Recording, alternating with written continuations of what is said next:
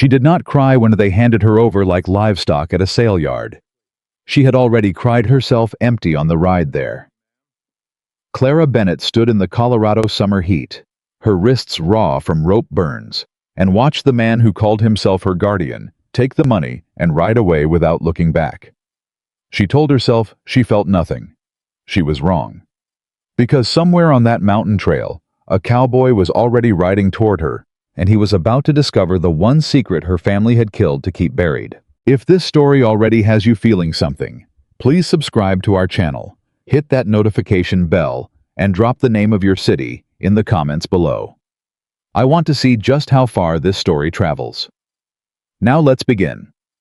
The summer of 1878 arrived in the Colorado mountains like a punishment. The sun pressed down on everything.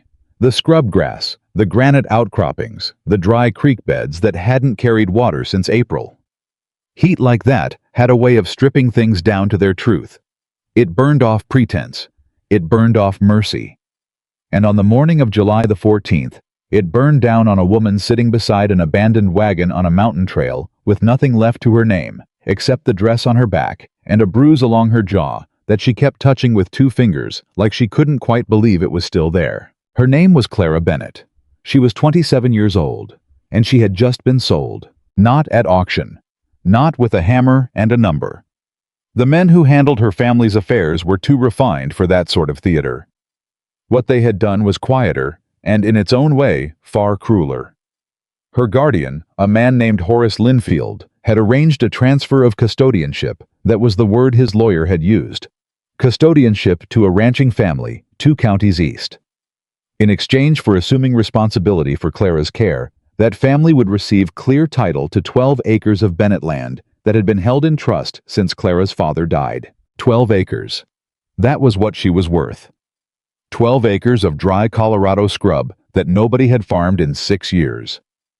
She had overheard the negotiation through the thin wall of Horace's study 3 nights prior. She had stood in the dark hallway with her hand pressed flat against the wallpaper and listened to 2 men discuss the terms of her future the way other men discussed the terms of a fence repair. Matter of fact, reasonable. Neither of them raised their voice. "The girl's no use to us," Horace had said. "The doctor confirmed it 2 years back. She can't carry children. Far as my wife is concerned, that makes her a liability. We took her in out of obligation to her father. That obligation has run its course." The other man, she had never learned his name, made a sound of consideration. "She healthy otherwise, can she work? Strong enough, quiet, doesn't cause trouble. All right then, we'll take the land and the girl together. My wife needs help with the house." Clara had pressed her back against the wall and breathed through her nose until the roaring in her ears settled. "She can't carry children. That makes her a liability." She had known in the abstract that this day was coming. She had felt it gathering for 2 years the way you feel a storm gathering over the mountains when there isn't a cloud in the sky, something in the pressure, something in the stillness. She had told herself she was prepared. She had not been prepared. 3 days later, Horace's man drove her out in the wagon at first light without allowing her to say goodbye to the house, the garden, or the 2 dogs she had fed every morning for 4 years. She had a single carpet bag on her lap. Inside it 1 change of clothes, her mother's Bible, and a small tin of sewing needles that she kept because they had belonged to her grandmother. The transfer point was supposed to be a relay station 12 miles up the mountain road. The wagon broke an axle 7 miles short. Horace's man looked at the damage. He looked at Clara. He looked back down the mountain at the road he'd come from. "I'm not walking this rig in," he said. "Then I'll walk," Clara said. "You'll stay put. The Hargrove people are supposed to send their own wagon by midday." He unhitched one of the 2 horses, climbed up, and rode back down the mountain without another word. She waited. Midday came. No wagon appeared. By 2. In the afternoon, Clara understood that either the Hargrove family's wagon had never been sent, or it had come and gone while she was still hoping. She sat down in the dirt beside the broken wagon and pressed her knees together and folded her hands in her lap and tried to think clearly about what came next. The trail wound up into the mountains. She didn't know this country. She had no food. She had half a canteen of water that was already warm from the sun. She touched the bruise along her jaw again. It had come from the morning she tried to ask Horace directly to look at him across the breakfast table and say, "Please, I have nowhere else." He hadn't struck her hard. More of a dismissal than an attack, the back of his hand catching the side of her face as he stood and pushed back his chair. What she remembered most wasn't the pain.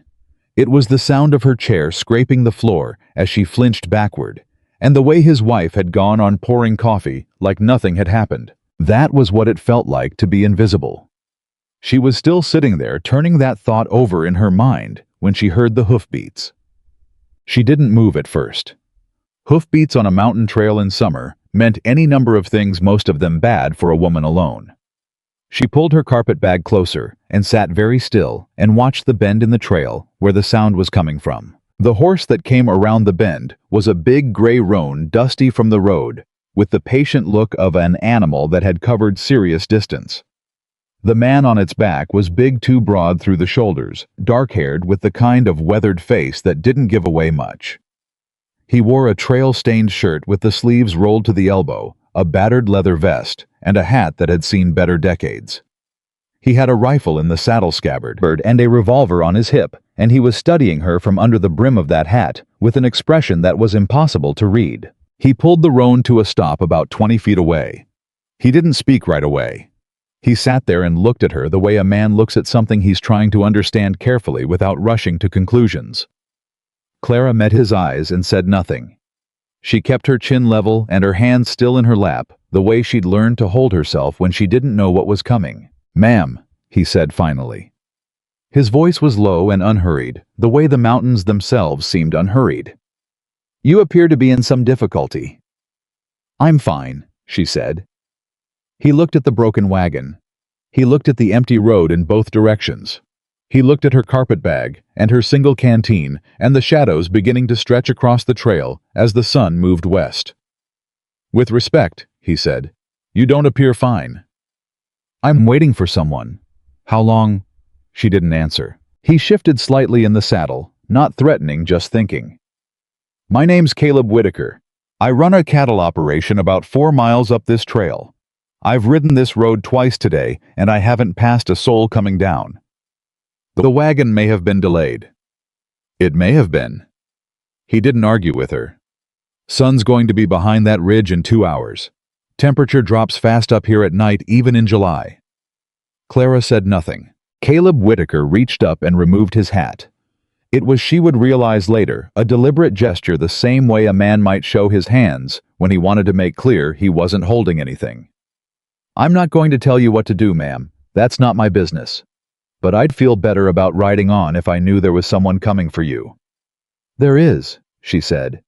And then, because she had never been a good liar and she was too tired to practice, "I don't know that for certain." Something shifted in his face.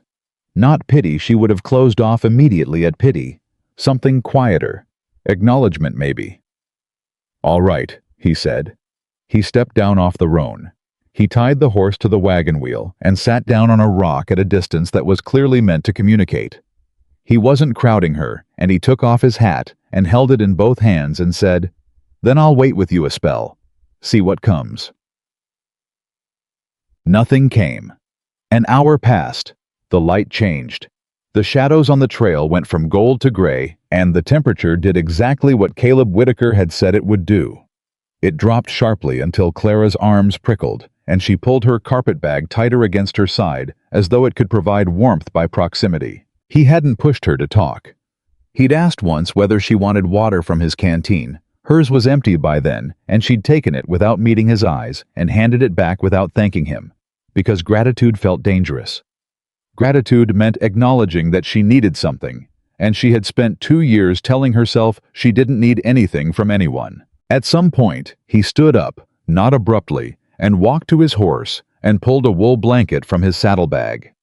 He crossed back to her and held it out at arm's length. "It's clean," he said. She looked at the blanket. "I'm not cold," she said. "You're shaking, ma'am." She looked down at her hands. They were shaking. She hadn't noticed. She took the blanket. "Thank you," she said, and the words came out rougher than she intended, like something that had been stored in a dry place for too long. "Yes, ma'am," he said, and went back to his rock. She sat with the blanket around her shoulders and watched the last of the sunlight disappear behind the ridge and thought about the 12 acres that had been traded for her and the man who had traded them and the sound of his wife pouring coffee, and somewhere between one thought and the next, she began to cry. Not loudly, not dramatically, just silently, the way women cry when they've had so much practice at silence that even their grief has learned to be quiet. She heard him get up. She braced herself. He walked over and sat down on the ground about 3 feet away, not beside her, not in front of her, just within range of hearing, and he said very quietly, "You don't have to explain anything." "I know that," she said. "Good." He looked out at the dark trail. "Just so you know it." She wiped her face with the back of her hand. "They weren't coming," she said. "The wagon, nobody was coming." "No," he said. "I don't reckon they were. I was sold." She said it like she was testing what the words felt like out loud in the open air. They felt ugly. They felt true. "My guardian arranged a transfer. The people I was transferred to apparently changed their minds. Or never agreed in the first place. I don't know which." He was quiet for a moment. "How long were you sitting here?" "Since before noon." Something moved in his jaw. He pressed it down. "And before that?" "Where were you?" "A house in Milburn. Before that, my father's place." She paused. "My father died 3 years ago." "I'm sorry." "He was a good man." She said it simply. He didn't know what Horace Linfield was. He trusted the wrong person. She pulled this blanket tighter. People who need to trust someone usually do. Caleb turned his hat over in his hands. She could see him choosing his next words with the same care a man uses when he's picking his way across uncertain ground. "Miss Bennett," he said, "my ranch is 4 miles up. There's a spare room, a cook stove, and I can have a proper meal on the table in an hour. I'm not offering you anything except shelter tonight, and time to figure out what you want to do next." He looked at her directly. "There are no conditions on that offer." "You don't know me," she said. "No," he agreed. "I could be anyone." "Could be," he said. "I'll take that risk." She looked at him for a long moment, trying to find the angle in it, the price underneath the kindness, the thing he wanted that he hadn't said yet. She was good at finding those things. She had learned to be. She couldn't find it. "Why?" she said. He thought about it honestly, which she respected. He didn't reach for an easy answer. "Because nobody deserves to be left in the dirt," he said. "And because it's getting dark and you're cold, and there's no good reason for you to be here alone." The 4 miles up to his ranch were ridden in near silence with Clara on the roan behind him. He'd insisted on leading the horse, rather than riding double without her permission, which startled her, and the dark mountains pressing in on both sides of the trail. Stars came out overhead thick and careless the way they only got at elevation. She gripped the back of the saddle and watched the trail ahead, and tried to catalog everything about the situation that could go wrong. It was a habit. She had developed it over 3 years of living in Horace Linfield's house, where things going wrong was the baseline, and anything worse than that required advanced preparation. "You live up here alone?" she asked, because the silence had begun to feel louder than talking. "Yep." "For how long?" "About 6 years." "By choice." A beat. "At first it was necessity. Then it became something I was used to." "That's not the same as choice," she said. He half turned in front of her. She couldn't see his expression in the dark, but she could hear something in his voice that hadn't been there before, a careful quality like he was looking at something unexpected. "No," he said. "I reckon it ain't." The ranch appeared out of the dark without warning. A long cabin built from good timber, a barn that was newer than the cabin, a fenced pasture where she could hear cattle moving in the darkness. A dog barked twice from somewhere behind the barn, then went quiet. "Blue," Caleb said not loudly. "Easy." The dog went quiet. He helped her down from the horse, offered his hand, waited for her to take it, didn't hold on a moment longer than necessary. She noted that. She noted everything. Inside the cabin was simple, but not rough.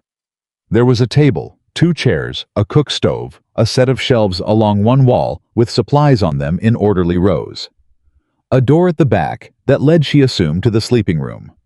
The whole place had the look of a man who lived carefully, who had particular places for things, who didn't waste and didn't pretend.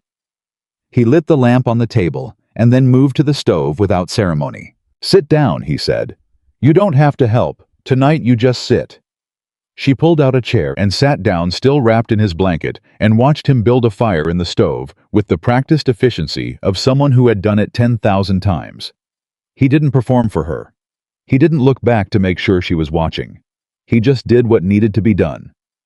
After a while she said, "What do you raise the cattle?" "Beef and some dairy. Sell to the town twice a season. Keep enough back for the winter." "Do you have help?" "A hand comes up from Ridgeline from time to time. Mostly I manage alone." "A 4-mile drive," she said. "That's a long way from anywhere." "That's the point," he said.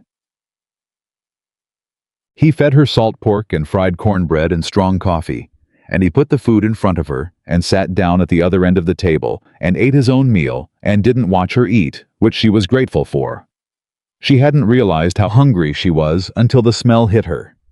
She ate more than she intended to, and she was embarrassed about that until she looked up and found him looking at the wall, apparently thinking about something else entirely. The room was quiet, except for the stove and the occasional distant sound of the cattle. "You said the doctor confirmed it 2 years back," he said. She stilled. He looked at her. "I apologize. That was blunt. You don't have to speak to that." "How do you know about that?" "You said it yourself," he said. "Out on the trail. You were—" He stopped. "You were speaking to yourself. I don't think you realized." She set her fork down. She thought about it the moment on the trail when she'd been alone. The words she'd replayed in her head so many times, they had started coming out of her mouth without her intending them to. "She can't carry children. That makes her a liability." Her face felt hot. "It's a private matter," she said. "Yes, ma'am. I know it is." He picked up his coffee cup. "I mention it because I want to say something, and I want to say it plainly, and then I won't bring it up again." He looked at her steadily. "That is not a thing that determines a woman's worth. I don't know who taught the men in your life to believe it does, but they were wrong." The silence after that was so complete that she could hear the lamp flame. "You don't know me," she said again, but this time it came out differently, not as a warning, but as something that sounded even to her own ears like confusion. "No," he agreed again. "But I know what I just said is true regardless." She looked at her plate for a long time. Then she picked her fork back up. Her hands were steadier than they'd been all day. He showed her to the spare room. It was small, with a cot and a wool blanket and a window that faced east, and he said goodnight at the doorframe and told her the door had a latch on the inside and that Blue slept outside and would alert them to anything that came in the night. "You're safe here," he said. And then, before she could say anything, "I know you don't have reason to believe that yet. I'm just telling you it's true." He went back to the main room. She heard him settle into the chair by the stove. He wasn't sleeping in the other room. He was sleeping in the chair. She stood in the middle of the small room with his blanket still around her shoulders and thought about that for a long moment.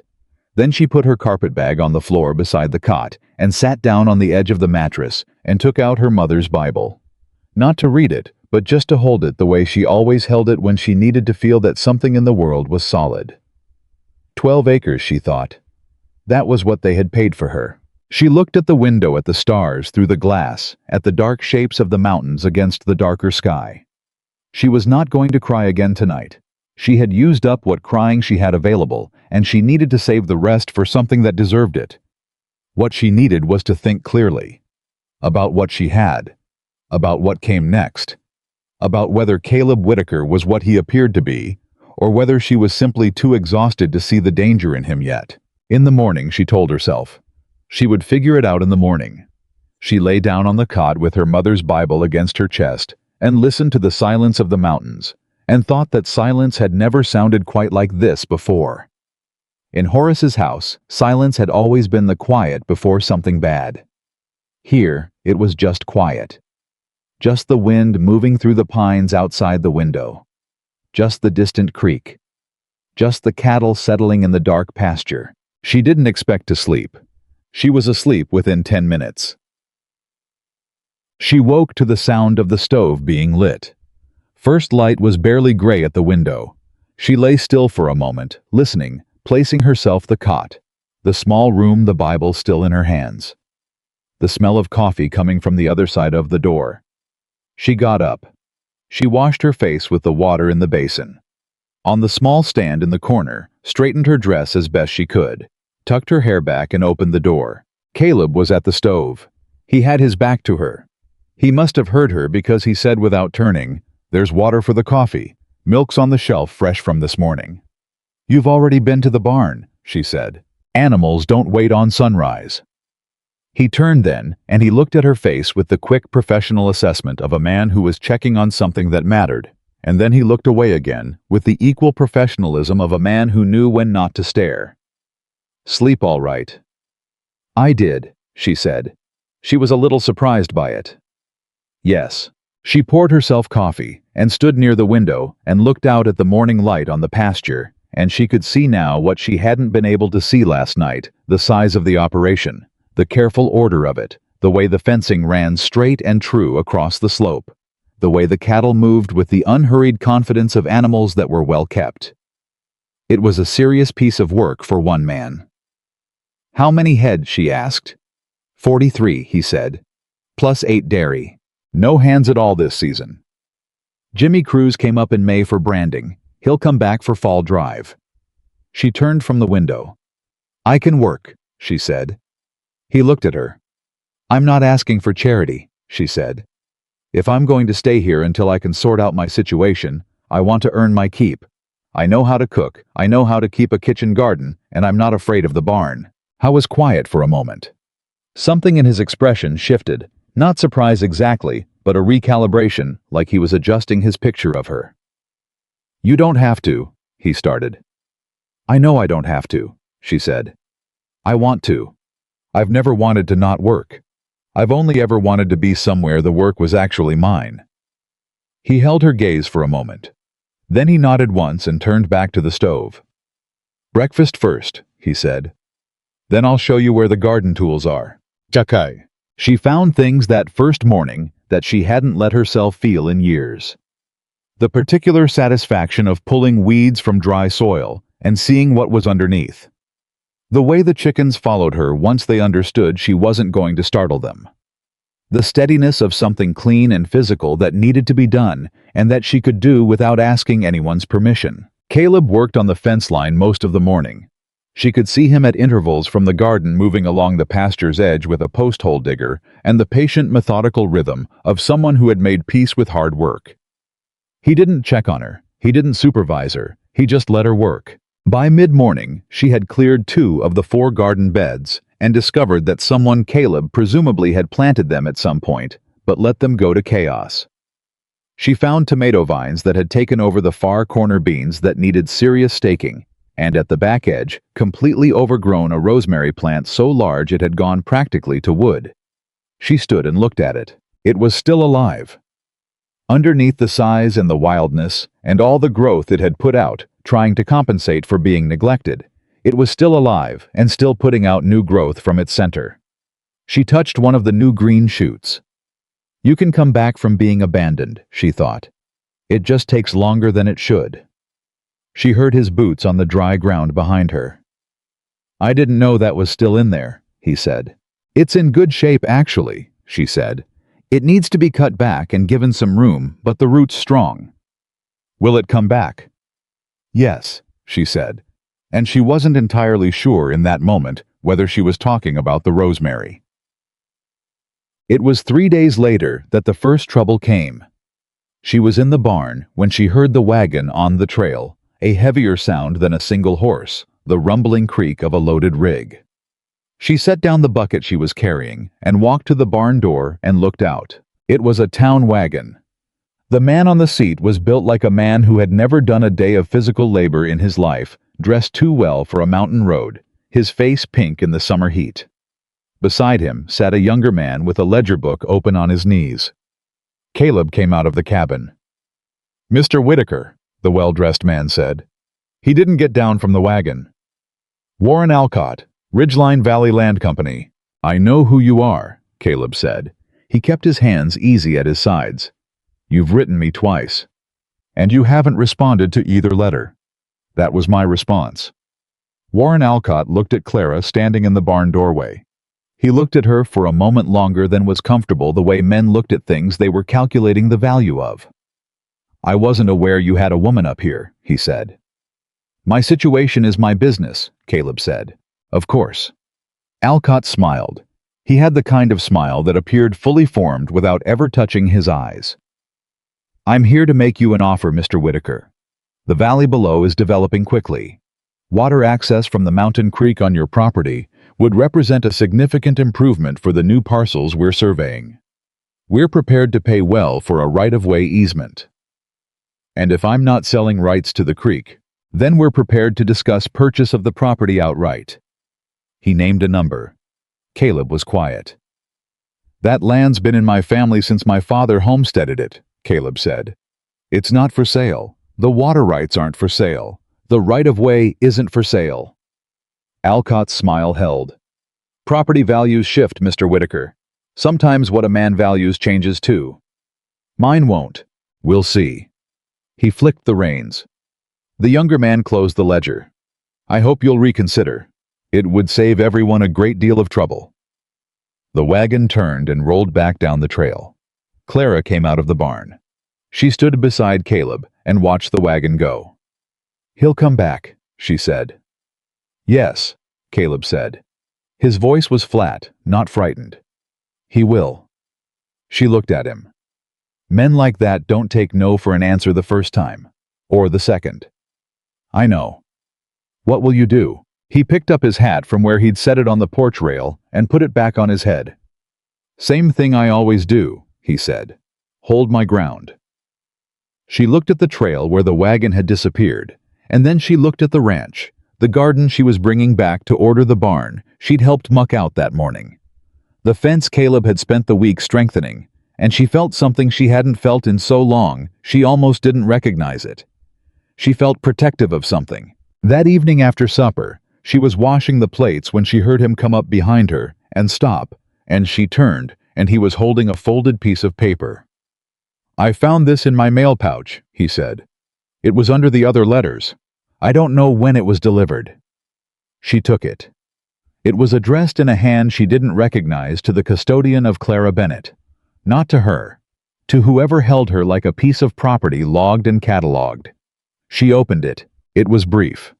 4 lines from Horace Linfield's lawyer informing whoever had assumed custodianship that Ms. Clara Bennett was the subject of an active legal claim relating to the Bennett estate, and that her whereabouts were required to be disclosed to the firm within 30 days of the letter's date.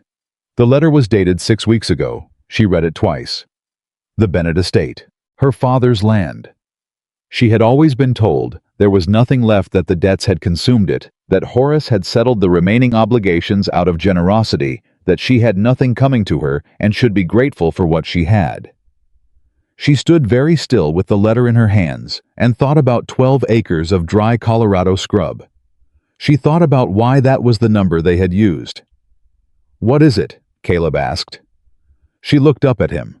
"I think," she said slowly, "I think they didn't sell me because I couldn't have children." He waited. "I think they sold me because they needed me gone before someone looked too closely at what belonged to me." The stove ticked.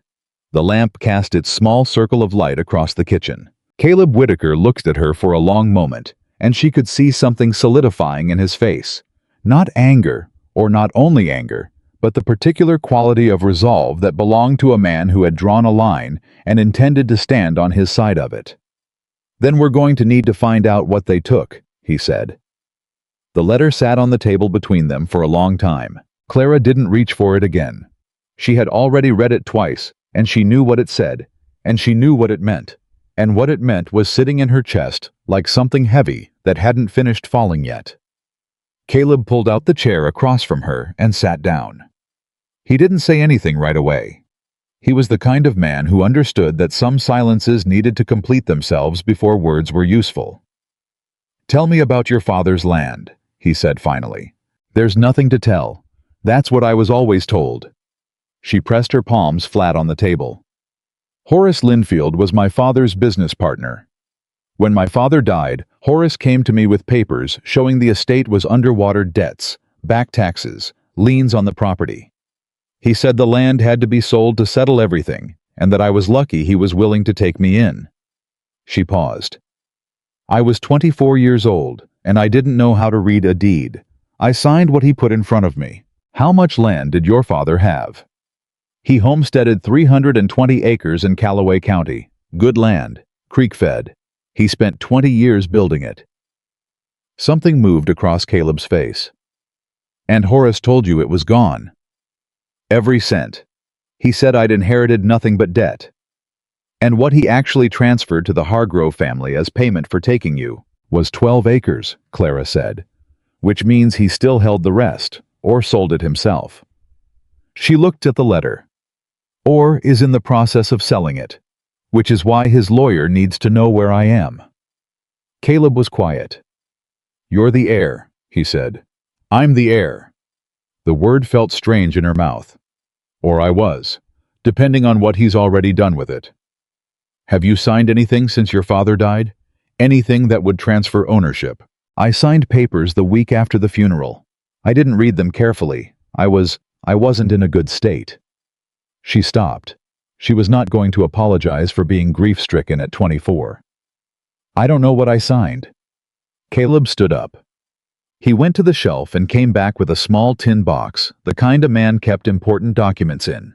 He set it on the table and opened it and spread out a few papers, his own deed, his homestead certificate, a water rights filing. "This is what a legitimate land deed looks like," he said. "And this is what a water rights document looks like. If Horace filed anything against your father's estate, there will be a record at the county courthouse in Ridgeline." He tapped the papers. "Land transfers have to be recorded publicly. It's the law." She looked at the documents. She looked at him. "You know land law. I learned it the hard way. My neighbor 3 valleys over tried something similar with my south pasture 2 years back." His jaw tightened briefly. "I spent a winter studying property law. It doesn't happen twice." "The courthouse is in Ridgeline," she said. "Yes." "Which is 12 miles down the mountain." "Yes." She was quiet for a moment. "If Horace Linfield is looking for me, and someone in Ridgeline tells him I've been asking about land records, then we'll need to be careful about who asks," he said.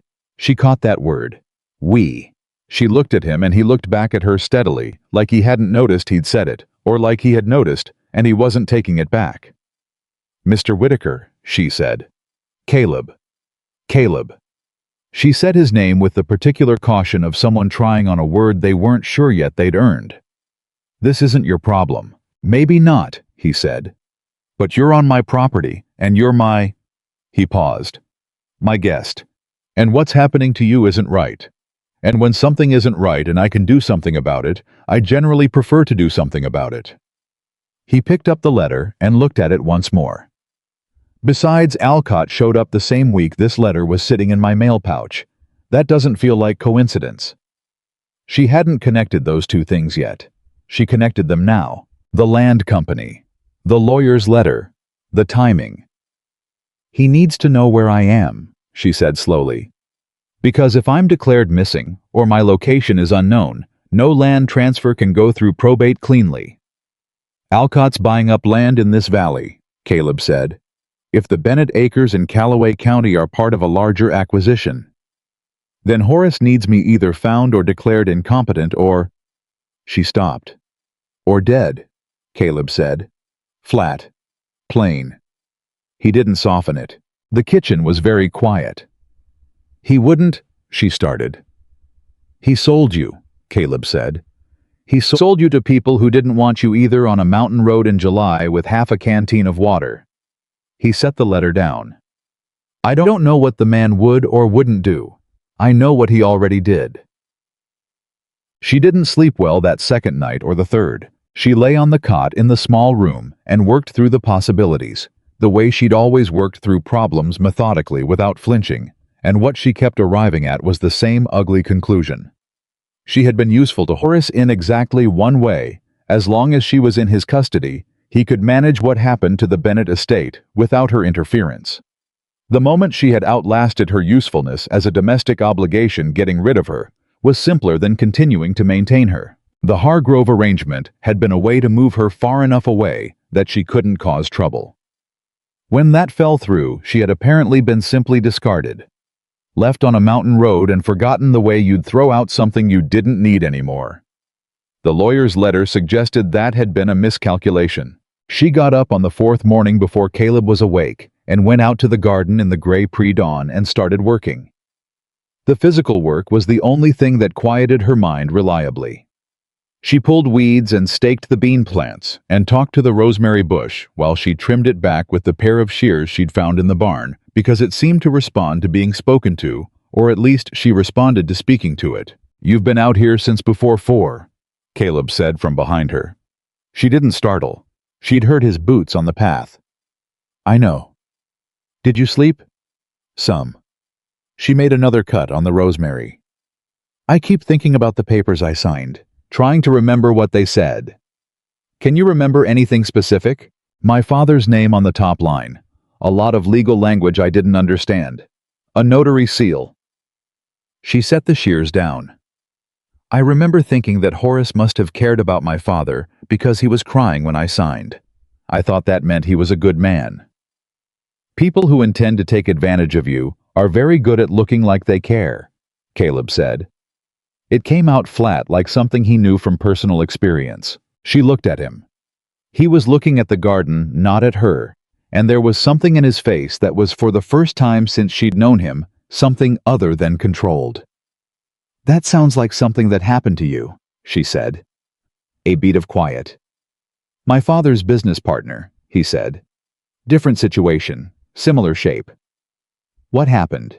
He crouched down and picked up one of the bean stakes she hadn't gotten to yet and pressed it into the earth with more force than strictly necessary. "I was 22, and my father had just died, and a man named Cartwright came to me with papers showing the cattle operation was insolvent. Said my father had borrowed heavily against the herd and the land both, and that the only way to settle things was to sell the main pasture and the water rights and start smaller." He stopped. "I signed." She waited. "Took me 4 years to prove the debt documents were forged," he said. "By then, Cartwright had sold the water rights to a mining concern and disappeared." He stood up. "I got the land back eventually. Legal action. Cost me everything I'd saved." He dusted his hands off. "I never got the 4 years back." She understood then why he had said "we" without thinking about it. "So you recognize it," she said. "I recognize it," he said. "And I am not going to stand by and watch it happen to someone else." The trip to Ridgeline happened on the 6th day, and it happened carefully. Caleb rode down ahead of her early, before the town was fully active, and came back with 2 things. The name of the land records clerk, a woman named Ruth Haskell, who Caleb said had been keeping county records since before the war, and who had, in his opinion, more integrity than anyone else in the building, and a concerning piece of information he delivered to Clara at the kitchen table without softening. "There's a man in town asking about you," he said. "He's been there since Tuesday, staying at the hotel. He's told at least 2 people he's looking for a woman traveling alone who may have been taken advantage of by a mountain rancher." Clara sat very still. "He used those words?" "Yes." "Taken advantage of?" "Yes." She felt the old familiar sensation, the one that lived in her throat and her chest, and had no name. No name she'd found yet, except the feeling of being told who you are by someone who hates you. She pressed it down. "What does he look like?" "Yiti, 40s. Good coat. Carries a leather case." Caleb watched her face. "He left a card at the general store. Daniel Price, attorney at law, Linfield and Price." "Horace's lawyer. Not just his lawyer, his partner." "How long have they been looking for me?" she asked. "The card says he arrived from Denver 3 days ago, meaning he was on the road the day after you." Caleb stopped. "The day after you were left on the trail." She thought about that. 3 days. The timing meant Horace had sent Price almost immediately after the Hargrove arrangement fell through, which meant he had expected it to fall through, which meant he planned it, she said. Caleb looked at her. The Hargroves were never going to take me, she said. Her voice was steady because she was making it steady. Horace knew they'd back out. He sent me out there knowing I'd be stranded. He didn't need me in someone else's custody. He needed me gone. Disappeared. Maybe dead. Maybe just lost somewhere no one would look. She pressed her knuckles against the table. And when I didn't turn up dead, he sent his lawyer. To establish your location, Caleb said, so he can reassert custodianship. So he can move me again, somewhere more controlled. The table between them felt like something solid to hold on to. I'm not going back with him, she said. It came out very quiet, which was sometimes how the most final things came out. No, Caleb said. You're not. Ruth Haskell was 70 years old, built like a woman who had survived several winters worse than this one, and she received Clara and Caleb in the back room of the county records office with the particular wariness of someone who had seen a great deal of legal mischief in her career and had learned to see it coming. Clara laid out what she knew. She kept it clean and factual. Her father's death, the papers she had signed Horace Linfield's name, the dates she could remember. Ruth Haskell listened without interrupting. When Clara finished, the older woman opened a large ledger and ran her finger down a column of entries without hurry. Bennett, she said. Thomas H. Bennett, Callaway County deed registered 1859, 320 acres. She turned a page. Transfer of estate administration recorded June 1875 to Horace James Linfield. Another page. Land sale recorded September 1875, 290 acres to Linfield Holdings, 42 acres to Morrison Cattle Company. Remaining acreage. She turned one more page and stopped. What? Clara said. Ruth looked at her over her reading glasses. Remaining 18 acres transferred to Clara M. Bennett recorded as irrevocable personal inheritance per the terms of the original Bennett homestead filing. She looked at the ledger again. The transfer is recorded and witnessed. It cannot be revoked by a secondary party. Clara's throat tightened. 18 acres. 18 acres in Callaway County, deed clear in your name. Ruth closed the ledger. Has anyone told you this? No, Clara said. No one told me. Ruth looked at her with the expression of a woman who had heard exactly this sentence many times and had never once been surprised by it. The irrevocable clause was written into your father's original homestead filing as a protection. It was there before Linfield got involved. He could sell everything else. He could not touch those 18 acres. She paused. He may not have known about it. The clause was buried in the original territorial filing, not the later deed. Or he knew and counted on her not finding out, Caleb said. Ruth made a sound that was not quite a comment. What does it mean for me? Clara asked. It means you are a property owner in Callaway County, Ruth said. It means no one can claim custodianship over a woman of majority age who holds clear title to land. It means... She looked at Clara steadily. It means Horace Linfield has no legal claim to your person, your location, or your future movements. The room held that for a moment. His lawyer is in Ridgeline, Caleb said. I know Daniel Price, Ruth said without affection. I'd suggest you not let him know you've been here until you have a copy of this filing in your possession. She was already moving toward the copying ledger. That will take me approximately 30 minutes. The 30 minutes in the waiting area of the records office were among the longest of Clara's life. She sat on a wooden bench with her hands folded in her lap and her heart going faster than she would have liked, and Caleb sat beside her and said nothing, which was exactly right. She didn't need words. She needed the 30 minutes to pass. When I was 12, she said, not because she had decided to say it, but because the silence had become the kind that wanted something in it. My father took me with him when he filed the original homestead extension. I remember him talking to the clerk for a long time about the terms. I didn't understand most of it, but I remember him saying... She stopped. What? He said I want something that's hers and can't be taken away. I thought he was talking about the education he'd arranged for me. He must have meant the land. Caleb was quiet for a moment. He knew something might happen to him. He was sick. He'd known for about a year before he died. She pressed her hands tighter together. He didn't tell me. He thought he was protecting me. He was protecting you, Caleb said, just in the way he knew how. She turned and looked at him. He was looking at the far wall, his hat in his hands, and there was something in the line of his shoulders that she had learned to read over the past 6 days, the particular posture of a man carrying something he didn't talk about. You think about your father too, she said. A long pause. Every day of my life. What was he like? He thought about it. She appreciated that he thought about it, that he didn't reach for the easy answer. Stubborn, he said finally. Fair. He used to say that the measure of a man was what he did when no one was watching. A corner of his mouth moved. I've been trying to live up to that for a long time. I think you're doing all right, she said. He looked at her then, and whatever was usually carefully managed in his face had shifted just slightly enough that she saw something underneath it. Not softness exactly, but something adjacent to it. Something that had been covered over for a very long time, and was only just now remembering that it was there. Ruth Haskell appeared in the doorway with a folded document in her hand. Here, she said, and handed it to Clara. Keep that on your person. Don't let it out of your sight. She looked at them both.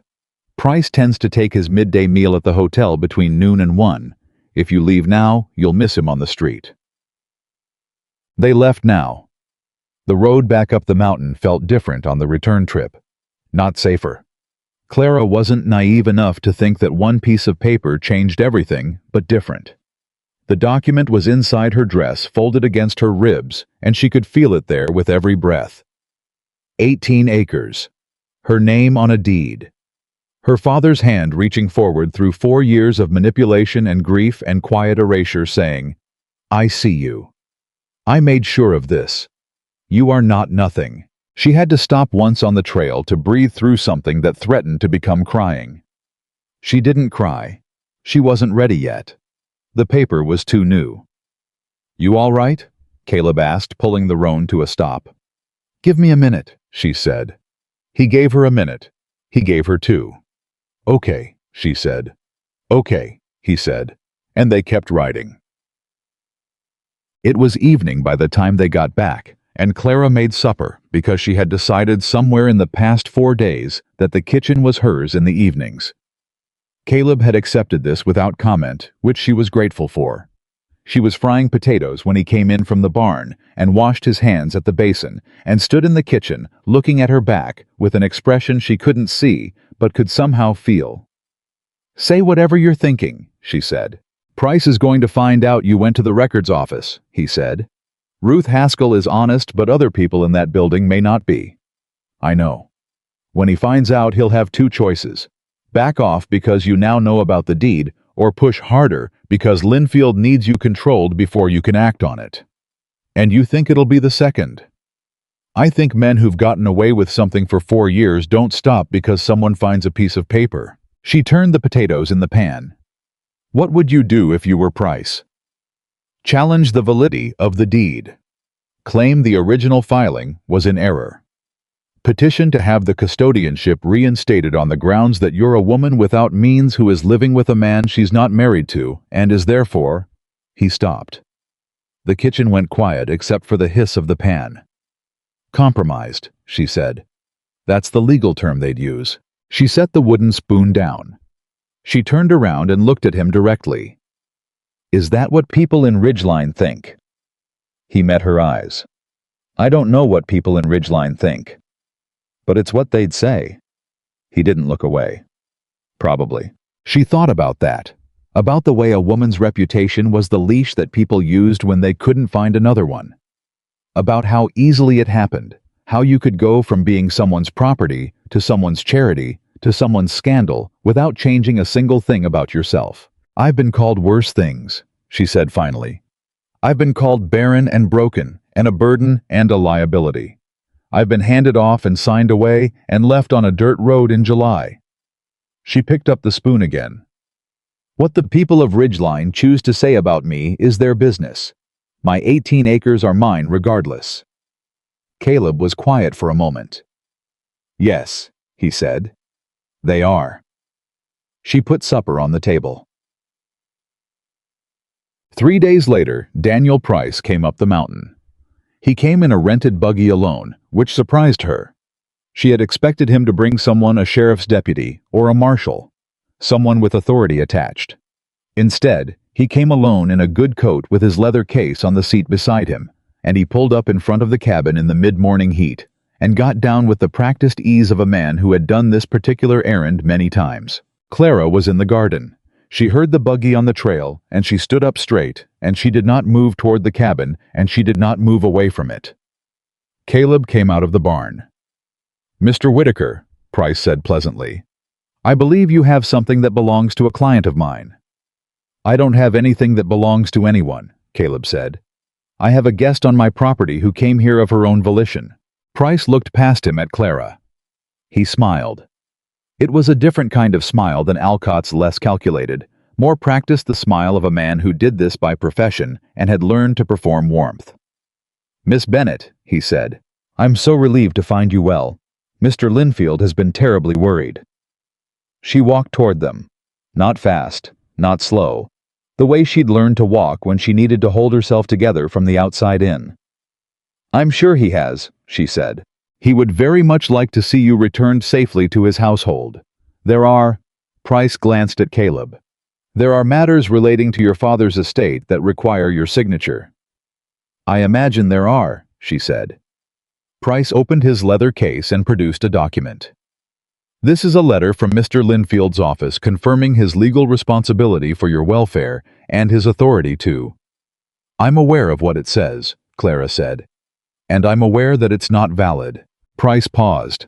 Just a fraction of a second, but she caught it. "Miss Bennett, I understand you may have concerns. I have a property deed," she said. 18 acres in Callaway County, filed as irrevocable personal inheritance in my father's original homestead claim. You can find the recording number at the Ridgeline County Records Office." She looked at him without blinking. "A landowner of majority age in the Colorado Territory cannot be held under legal custodianship against her will. I believe you already knew that." Price's expression went through several things very quickly. She watched it happen. "The deed filing is under review," he said. "There are questions about its validity." "By whom?" He blinked. "Who filed a challenge to the deed?" she said. "When was it filed, under what grounds?" "Because it was recorded at the county office 3 days ago, and the clerk made no mention of any pending challenge." She held his gaze. "Which means you're inventing one right now, in front of a witness." Caleb hadn't moved. He was standing 6 feet away with his arms loose at his sides, and he said nothing because she hadn't asked him to say anything, and he understood the difference. Price closed his leather case. The pleasant expression was still on his face, but it had curdled slightly at the edges. "I see you've had legal counsel." "I've had access to public records," she said, "which any citizen is entitled to. Mr. Linfield will want to speak with you directly. Mr. Linfield can direct any further communication through the Ridgeline County Attorney's Office." She had asked Ruth Haskell about this specifically on the way out of the records office. Ruth had told her who to name. "I believe that's standard procedure in matters involving contested estate filings." Another pause, longer this time. "You've changed," Price said. He said it like an observation, not a compliment. "Yes," she agreed. "I have." He looked at Caleb once briefly, the assessment of a man filing information for later use. Then he looked back at Clara. "This isn't finished," he said. "I didn't imagine it was," she said. "Good day, Mr. Price." He got back into his buggy. He turned it around on the narrow trail with more difficulty than he'd expected and drove back down the mountain. Clara stood and watched until the dust settled. Then her knees did something that she was very glad Caleb couldn't see from where he was standing, and she put one hand on the garden fence post and steadied herself and breathed. "Clara," Caleb said. "I'm fine," she said. "You were extraordinary," he said. She turned around. He was looking at her with the same expression she'd caught glimpses of before, the one that wasn't quite managed, the one that had been covered over for a long time. But this time, he didn't look away. "I was terrified," she said. "I know," he said. "That's what made it extraordinary." She let go of the fence post. She crossed the garden path and stopped a few feet away from him, close enough that she didn't have to raise her voice, close enough that she could see the dust on his shirt from the morning's work and the way the summer light caught the gray at his temples. "He said this isn't finished," she said. "No," Caleb said. "It isn't. Linfield will push harder. He'll challenge the deed. He might try to have you charged with something interference harboring." "Let him try," Caleb said. It was quiet and absolute, the way only some things are. She looked at him for a long moment. "Why?" she said. And this time the word came out differently than it had on the trail the first night, not suspicious, not guarded, just open. A real question asked by someone who genuinely needed to understand. How was quiet for long enough that she thought he might not answer. "Because someone should have done this for me," he said finally. "When I was 22 and my father was gone, and a man with a leather case showed up with papers and a practiced smile." He held her gaze. "No one was there to stand next to me. I don't intend to walk away and leave someone else alone in that same spot." The summer heat pressed down on the mountain. She nodded, once slowly. "All right," she said. They went back inside. The paper was still folded against her ribs. 18 acres. Her name. Her father's hand. But something else had settled beside it now. Something that didn't have a name yet, and that she wasn't ready to name, and that she was, for the first time in a very long time, not entirely afraid of. She put the kettle on. Caleb sat down at the table. And somewhere down the mountain, Daniel Price was riding back to Ridgeline with his leather case on the seat beside him, and Horace Linfield's instructions to make this problem disappear, and the message he was going to have to send, telling the man who had sold her like livestock that the woman on the mountain trail was not going to disappear after all. Price's buggy had barely cleared the bottom of the mountain trail when the second rider appeared. Clara was still standing in the garden, still working on steadying her breathing after the confrontation, when Blue started barking. Not the short, curious bark he'd used when Price arrived, but the sustained, serious bark of a dog that recognized genuine threat. She turned. Caleb was already moving toward the trail. The rider who came around the bend was not someone Price had brought. This man had been waiting. He'd been patient about it, staying back far enough on the mountain road to watch Price leave before coming forward, and that patience was more frightening to Clara than any amount of aggression would have been. He was tall in the saddle, dark-coated despite the summer heat. He had the look of a man hired for specific purposes, and the specific purpose he'd been hired for was written in the way he carried himself, contained, watchful, completely without hurry. He stopped at the edge of the property. "Whitaker," he said. Not a question. "That's my name," Caleb said. "I've got a message." He reached into his coat, slowly, deliberately, the gesture of someone who understood guns well enough to know exactly how to avoid triggering the man across from him who was wearing one. He produced an envelope. "From Mr. Horace Linfield." "Leave it on the post," Caleb said. He didn't move toward the man. The rider looked at Clara. "It's addressed to the woman." "Leave it on the post," Caleb said again. Same tone, same stillness. The rider considered this for a moment, then leaned from the saddle and set the envelope on top of the fence post at the property line. He straightened. He looked at Clara one more time, and she had the uncomfortable certainty that he was memorizing details: her height, her coloring, what she was wearing. "Mr. Linfield says to tell you he hopes you're well," the rider said, "and that he looks forward to resolving this matter privately." "The matter is already resolved," Clara said. The rider's expression didn't change. "Mr. Linfield doesn't share that view." He touched the brim of his hat, the parody of a polite gesture, and turned his horse and rode back down. Caleb walked to the fence post and picked up the envelope. He turned it over, sealed with wax. Clara's name on the front in a handwriting she didn't recognize, not Horace's, too controlled for Horace. "Price wrote it before he came up here," she said. He already knew how the conversation was going to go. Caleb looked at her. Or Linfield sent both of them at the same time, expecting that Price would fail. She took the envelope from him and opened it. It was 2 pages. Dense, formal language, the kind that took a reader 3 passes to understand because it was designed to obscure rather than communicate. But the substance of it was clear enough. Horace Linfield was formally contesting the validity of the 18-acre deed on the grounds that Thomas Bennett had filed it without proper territorial authorization, and that as the duly recognized administrator of the Bennett estate, Linfield had the legal authority to supersede any filing made prior to his assuming that role. He was requesting was doing a great deal of dishonest work that Clara returned to his household within 7 days to resolve the matter in person.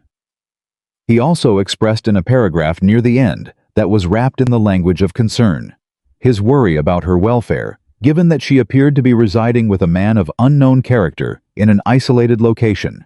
Unknown character. She read that phrase twice. "He's trying to reframe everything," she said. "He's not the man who sold me. He's the concerned guardian coming to rescue me from a stranger." "What does he say about the deed?" She handed him the letter. He read it. His expression stayed level, but she saw his jaw tighten on the second page. "The territorial authorization argument is weak," he said. "Your father's filing predates Linfield's involvement by 16 years. Ruth Haskell would know immediately whether the authorization was valid." "But the challenge itself doesn't have to succeed," Clara said. "It just has to create enough uncertainty that a judge feels comfortable ruling in Horace's favor, especially if that judge has a relationship with Linfield Holdings." Caleb looked at her. "You know how this works," he said. It wasn't an accusation, it was recognition. "I spent 3 years watching how Horace operated," she said. "He doesn't use force directly, he uses process. He makes things complicated until the other person runs out of time or money or energy to fight back." She took the letter and folded it carefully and put it in her pocket beside the deed. "He wins by exhaustion." "Then we don't exhaust." "Caleb, I know a lawyer in Denver," he said. "A man named Aldridge. He handled my water rights case 2 years back. He's honest, he knows territorial land law, and he has no connection to anything in Ridgeline." He was already thinking through the logistics. "I can send a wire from Ridgeline today if I leave now." "That costs money," she said. "It does." "Your money." He looked at her steadily. "Do you want to argue about that right now, or do you want to stop Linfield?" She pressed her lips together. "I want to stop Linfield." "Good," he said. "Then let me saddle up." I was gone 4 hours. Those 4 hours were the longest Clara had spent since arriving on the mountain, and she spent them working because the alternative was thinking in circles, and she had already thought herself dizzy enough. She finished the garden beds. She repaired a section of chicken wire that had been pulling away from its post. She went into the barn and did the mucking that Caleb usually did himself in the afternoons, because it needed doing, and because it was heavy enough work that it required her full attention. Blue followed her from task to task with the anxious devotion of a dog who understood something was wrong and had decided that staying close was the only available response. "I know," she told him, and scratched behind his ears, and he leaned against her leg with his whole weight. She was carrying water to the trough when she heard the rider coming back and felt the particular dropping sensation in her chest that she'd been living with all afternoon resolve into something that was not quite relief. Not yet. Caleb came through the gate with the look of a man who had been moving fast and was choosing now to be steady. He tied the roan and came directly to where she was standing. "Wire sent," he said. "Aldridge will have it by this evening. His office confirmed he's available." He paused. "There's more." She set the bucket down. "Alcott filed a land survey claim with the county 2 days ago," he said. "For the Mountain Creek corridor. My water rights are specifically referenced. He moved while Price was here. He moved while we were at the records office." He said it without raising his voice, but she could hear what was underneath it, the controlled anger of a man who understood exactly what had just happened. "The timing wasn't coincidence. Price wasn't just here about you. He was here to occupy our attention while Alcott made his filing. 2 problems. Running simultaneously. Designed to divide them." "They're working together," she said. "Linfield, Alcott, and Price, yes?"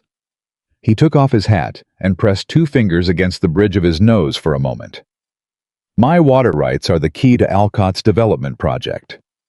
Without the creek corridor, the lower valley parcels he's been selling can't be properly serviced. He needs my land, or he can't complete what he's already promised to buyers. And Linfield needs to resolve the estate question before the territorial survey season closes, Clara said, working through it. Because if the 18-acre deed stands through the survey season, it gets incorporated into the permanent territorial record and becomes exponentially harder to challenge. Which means they're both on a deadline. Which means they're both going to push hard in the next few weeks. Yes. She picked up the bucket again. She carried it to the trough. She let the water run out of it slowly, watching it sink into the dust around the edges of the trough. And she thought about her father spending 20 years building something careful and good on Colorado land, and then dying and having it all come apart in the hands of men who were faster and less honest than he was. She thought about Caleb spending 4 years rebuilding after Cartwright, and then building something serious and solitary and defensible, and now having that threatened too, partly because of her, partly because of a land developer who had decided that one stubborn mountain rancher shouldn't be allowed to stand in the way of progress that would profit everyone except the people already living here. I brought this to you, she said. The Alcott situation was coming regardless, he said. I've been expecting it. But the Linfield piece, Clara. He waited until she looked at him. I made a choice on that trail. I made it again when I didn't send you away after the first letter. I keep making it. He held her gaze. Stop trying to give me an exit from a decision I'm not looking to exit. She looked at him for a long moment. She thought about the habit she'd developed over 3 years of making herself small, making her needs invisible, trying to cost as little as possible so that no one would have a reason to get rid of her. She thought about how that habit had become so ingrained that she'd brought it with her. Up the mountain had been performing it here in this kitchen and this garden, as though Caleb Whitaker was the same kind of man as Horace Linfield, and would eventually tally up what she owed and present the bill. How was not that man? She was starting to believe that with a certainty that was both settling and in its own way terrifying. All right, she said. What do we do next? What they did next was build a case. Aldridge's response came by wire. The following morning, he was taking the case he needed, originals of every document they had, and he was sending a junior associate named Harper to Ridgeline within 4 days to begin the evidentiary work. In the meantime, he had 3 specific instructions. Do not respond to any further communication from Linfield or Price in writing. Do not allow anyone onto the property without witnesses, and find anyone who had witnessed Thomas Bennett's original homestead filing or could speak to its validity. The third instruction was the hardest.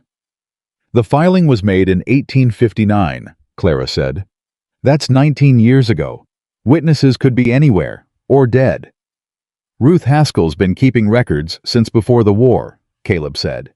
If the original filing had witnesses, their names will be in the county ledger. Ruth Haskell.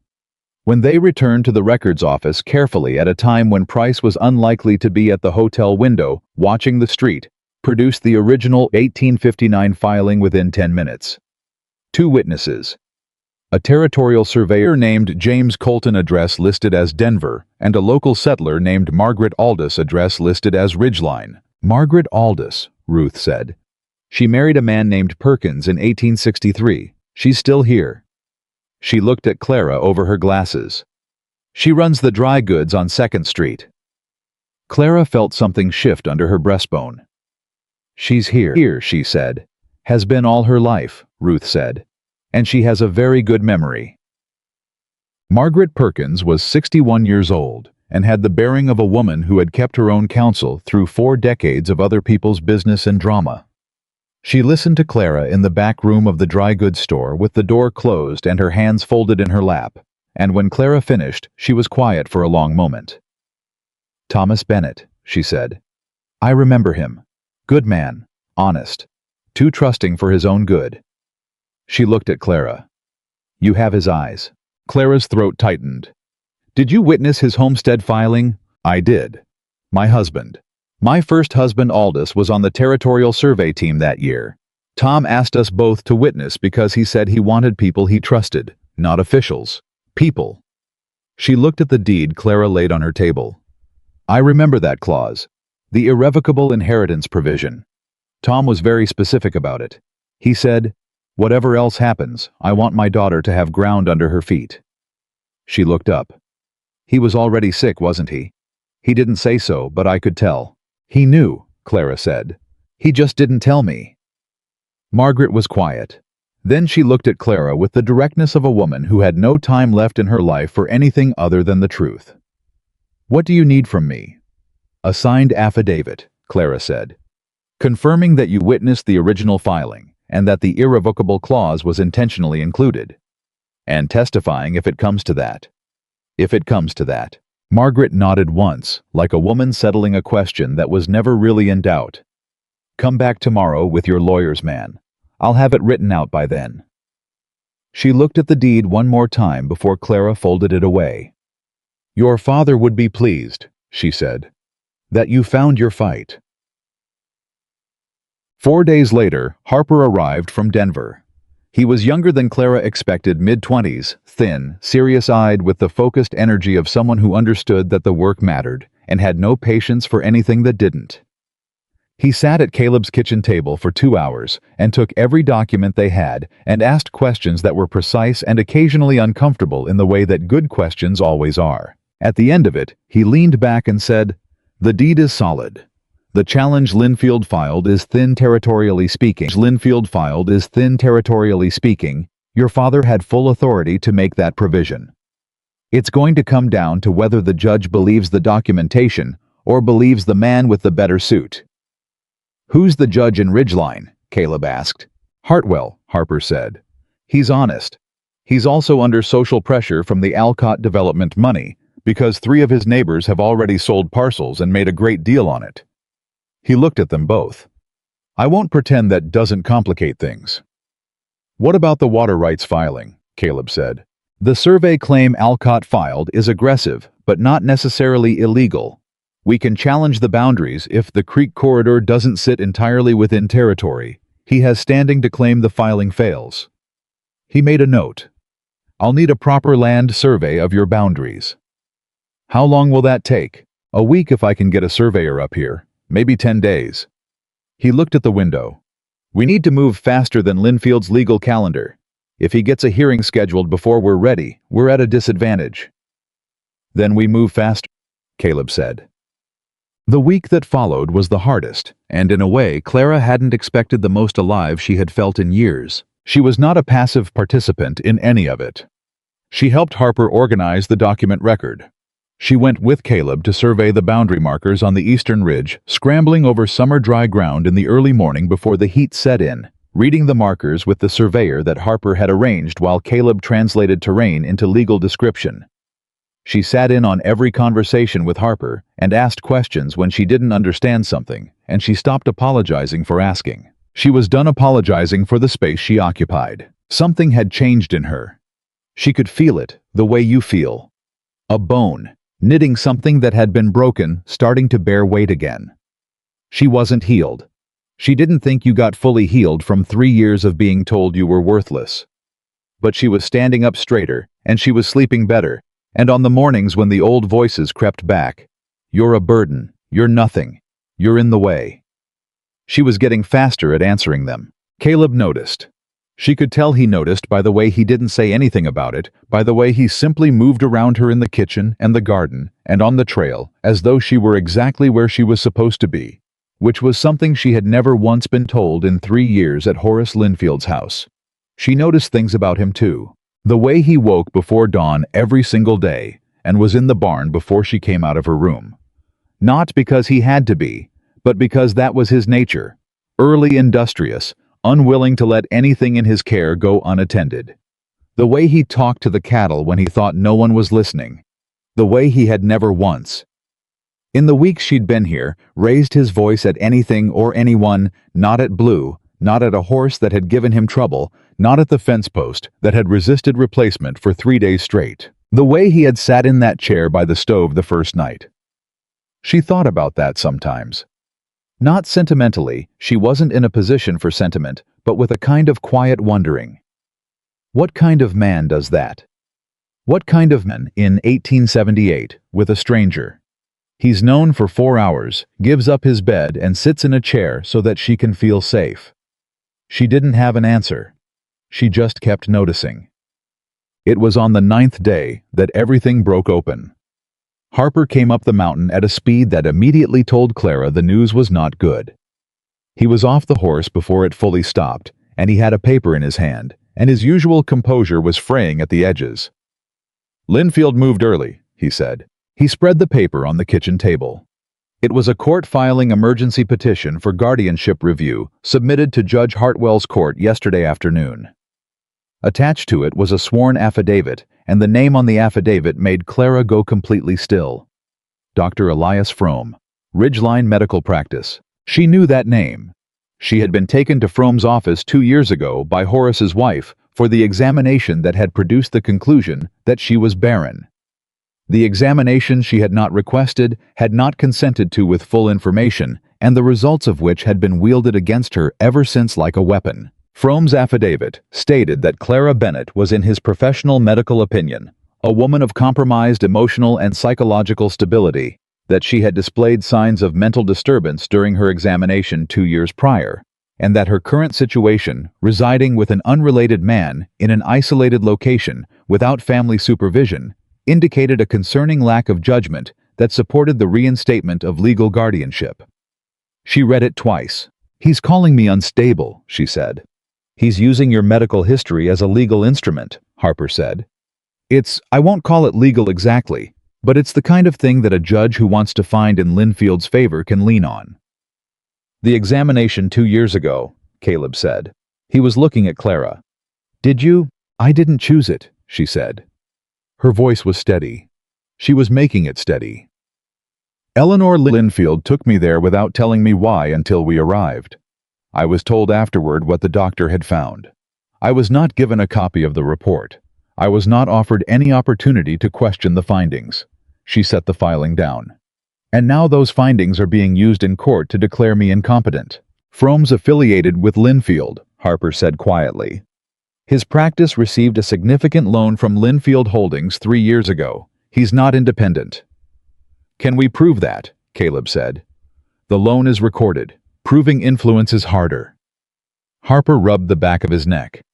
"The hearing is set for 1 week from today. Judge Hartwell agreed to the emergency timeline because Linfield's petition argues that delay constitutes ongoing harm to Miss Bennett's welfare." "He's claiming he's protecting me," Clara said. "Yes." She stood very still. This was the shape of it finally. Not blunt force. Horace was never blunt force. This was the version of the attack she should have seen coming from the start. He wasn't going to challenge the deed directly. He was going to challenge her. Remove her legal standing. Have a court declare her unfit to manage her own affairs, at which point the deed became subordinate to the guardianship, and the 18 acres became his to handle as he saw fit. She was the liability. She had always been the liability. And the most efficient solution was not to resolve her claim. It was to eliminate her ability to claim anything at all. "I need to testify," she said.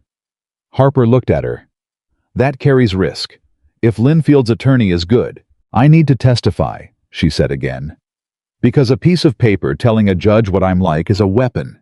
But me standing in a courtroom telling a judge myself is a different thing entirely." She looked at him directly. "You told me it's going to come down to whether the judge believes the documentation or believes the man with the better suit. I'm proposing a third option. He believes the woman." Harper was quiet for a moment. Then he nodded slowly. "I'll need to prepare you," he said. "Start tomorrow," she said. "We have a week." The preparation was grueling.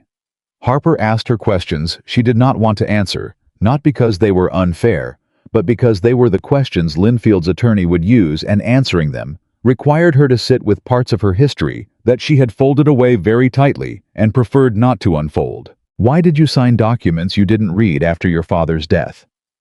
Were you aware that you had inheritance rights? Why did you remain in the Linfield household for 3 years without seeking legal recourse? Can you explain the circumstances of the medical examination? Do you acknowledge that you were living in an emotionally distressed state? She answered every question. She answered them plainly, and she answered them honestly, and she answered them without apology, because Harper had told her, and she believed him, that the most dangerous thing she could do in that courtroom was perform stability. A woman performing calm reads as performance. A woman who has earned her calm reads as truth. Caleb sat with her during the evenings after the preparation sessions, when the residue of the day's questions sat on her like sediment. He didn't ask her to talk about it. He sat at the table with his coffee, and she sat at the table with hers, and they talked about the ranch, the cattle that needed moving, the fence section that was holding the garden coming back, and the ordinariness of it was its own kind of medicine. One evening, 4 days before the hearing, she said, "I'm scared." He looked at her. "Not of the courtroom," she said. "Not of Linfield. I've been scared of this specific thing my whole life, being seen, standing up and saying what's true, and having a room full of people decide whether to believe me." She pressed her hands flat on the table. "What if they don't?" "Then we appeal," he said. "And if, Clara..." He waited until she looked at him. "I have watched you face a lawyer on this porch and hold your ground. I have watched you climb a mountain ridge in the summer heat to read boundary markers at 5 in the morning. I have watched you take a rosemary bush that everyone gave up on and bring it back." He held her gaze. "You are not a woman who falls apart in front of people. You are a woman who does what needs to be done when it matters. The courtroom is just the next thing that matters." She held his gaze for a moment. "How are you so certain?" she asked. Something crossed his face, not the carefully managed expression he usually wore, but something more unguarded than she'd seen before. Something that wanted to say more than it knew how to say yet. "Because I've been watching you," he said, "every day since you got here, and I've never once seen you quit." She didn't have an answer for that. She just sat with it the way you sit with something that's both true and more than you were ready for at the same time. The morning of the hearing. Horace Linfield arrived in Ridgeline. She hadn't expected him to come himself. She had expected lawyers and affidavits and the machinery of his influence, operating at a distance, the way it always operated. Instead, he came in person, and she saw him from across the street as she walked toward the courthouse with Caleb on one side and Harper on the other, and the sight of him after 3 years did something to her chest that she had to breathe through carefully. He looked smaller than she remembered. That surprised her. Even as she understood it, she was seeing him differently now, with different eyes, and the man who had loomed so large in her memory was simply a man in a good coat standing on a boardwalk, and he saw her at the same moment she saw him. He started toward her. Caleb moved almost imperceptibly 1 step closer to her side. Linfield stopped 3 feet away. He looked at her with the expression she remembered, the one that performed paternal concern so well she had believed it for 2 years. The one that was now that she could see it clearly, nothing but a very practiced performance. "Clara," he said, "I'm glad you're all right. I've been terribly worried." "Have you?" she said. He glanced at Caleb. "I don't know what this man has told you." "He hasn't told me anything," she said. "I found things out myself. That's generally more reliable." "You're confused," Linfield said, gently. The gentleness was the most dangerous part of him. "You've been through something frightening, and you've been isolated, and you've been given information by people who have their own interests. The deed is real," she said. "My father put it there for me. You knew about it, or you would have filed a challenge before now, which means you've spent 4 years managing a woman you knew had ground under her feet and making sure she never found out." She kept her voice even. "The hearing starts in 20 minutes. I'll see you inside." She walked past him. Her hands were shaking inside the folds of her skirt, but her feet were steady. She was going into that courtroom, and she was going to make them see her. The door to the courthouse was 10 feet ahead, and Caleb's shoulder was 6 inches from hers, and somewhere behind her, Horace Linfield was standing on the boardwalk with his practiced face finally showing under the practiced gentleness. The very thing she had always known was there, but never had the ground under her to say out loud. Fear. He was afraid of her. He had always been afraid of what she would become if she ever stopped believing him. She pushed open the courthouse door and walked inside. The courtroom in Ridgeline was small, and it was full. Clara hadn't expected that. She had expected a procedural hearing, a judge, two sets of lawyers, a handful of clerks. Instead, every bench was occupied. Word had traveled through a town the size of Ridgeline, the way word always traveled in small places faster than it should, further than anyone intended, and what it had carried was the shape of the story, if not all its details. A woman, a guardian, a disputed inheritance, a mountain rancher who'd gotten involved in something that was apparently more complicated than anyone had originally assumed. She felt the weight of all those eyes the moment she walked in. She didn't look at the benches. She walked directly to the plaintiff's table, where Harper was already arranging documents with the focused efficiency of a man who had decided that today was not the day for anything to go wrong. She sat down. She put her hands flat on the table in front of her, and she breathed. Caleb sat behind the bar in the first row of the gallery. She couldn't see him without turning around, but she knew he was there with the same certainty she'd developed over the past weeks for knowing where he was in any given space. Something in the quality of the air, something in the steadiness of it. Linfield's table was across the aisle. Price sat beside a second lawyer she didn't recognize, older, silver-haired, the kind of man whose suits cost more than most people in this room made in a month. Linfield himself sat beside them both, and he was performing composure the way he always performed everything, but she could see the calculation running underneath it. He had not expected the room to be full either. Judge Hartwell came in at 9 sharp, and he was exactly what Harper had described. A careful man, not a corrupt one, but a man under pressure from a community that had financial reasons to want certain outcomes. He looked at the room with the expression of a judge who had just realized that whatever happened today was going to be talked about for years. This is a hearing on an emergency petition for guardianship review filed by Horace James Linfield regarding one Clara Marie Bennett, he said. Mr. Price, your client filed this petition. You may proceed. Price stood. He was smooth. He had the courtroom manner of a man who appeared reasonable, no matter what he was actually saying, which was the most dangerous kind of lawyer to argue against. Your Honor, Mr. Linfield brought this petition out of genuine concern for a young woman who, following the death of her father, came under his care and protection. Miss Bennett has recently come to be residing in an isolated location with a man who is not her family, under circumstances that raise serious questions about her judgment and well-being. We are asking only that the court review the custodianship arrangement and confirm Mr. Linfield's ongoing responsibility for. She's 27 years old, Harper said. He said it quietly without standing, and the room heard every word. She owns property. She is under no legal obligation to justify her living arrangements to anyone. Judge Hartwell looked at Harper over his glasses. You'll have your turn, counselor. Of course, Your Honor. Harper sat back. Clara noticed he wasn't apologizing for the interruption. Price continued. He walked through the medical affidavit with the careful delicacy of a man handling something he knew was ugly but had decided was necessary. Dr. Fromm's findings. The examination 2 years prior. The conclusion of emotional and psychological instability. He framed it with concern, with regret, with the performance of a man who found this distasteful but felt duty-bound. The room was very quiet. Clara kept her hands flat on the table. Then Price introduced a second affidavit she hadn't seen. He set it on the table in front of Judge Hartwell and said, Your Honor, this is a statement from Mrs. Eleanor Linfield, who served as Miss Bennett's primary caretaker for 3 years, attesting to a pattern of erratic behavior, poor judgment, and emotional volatility that she observed during that period. Harper was on his feet immediately. We haven't been provided with this affidavit. It was not included in the filing materials submitted to our office. It was filed this morning, Price said smoothly.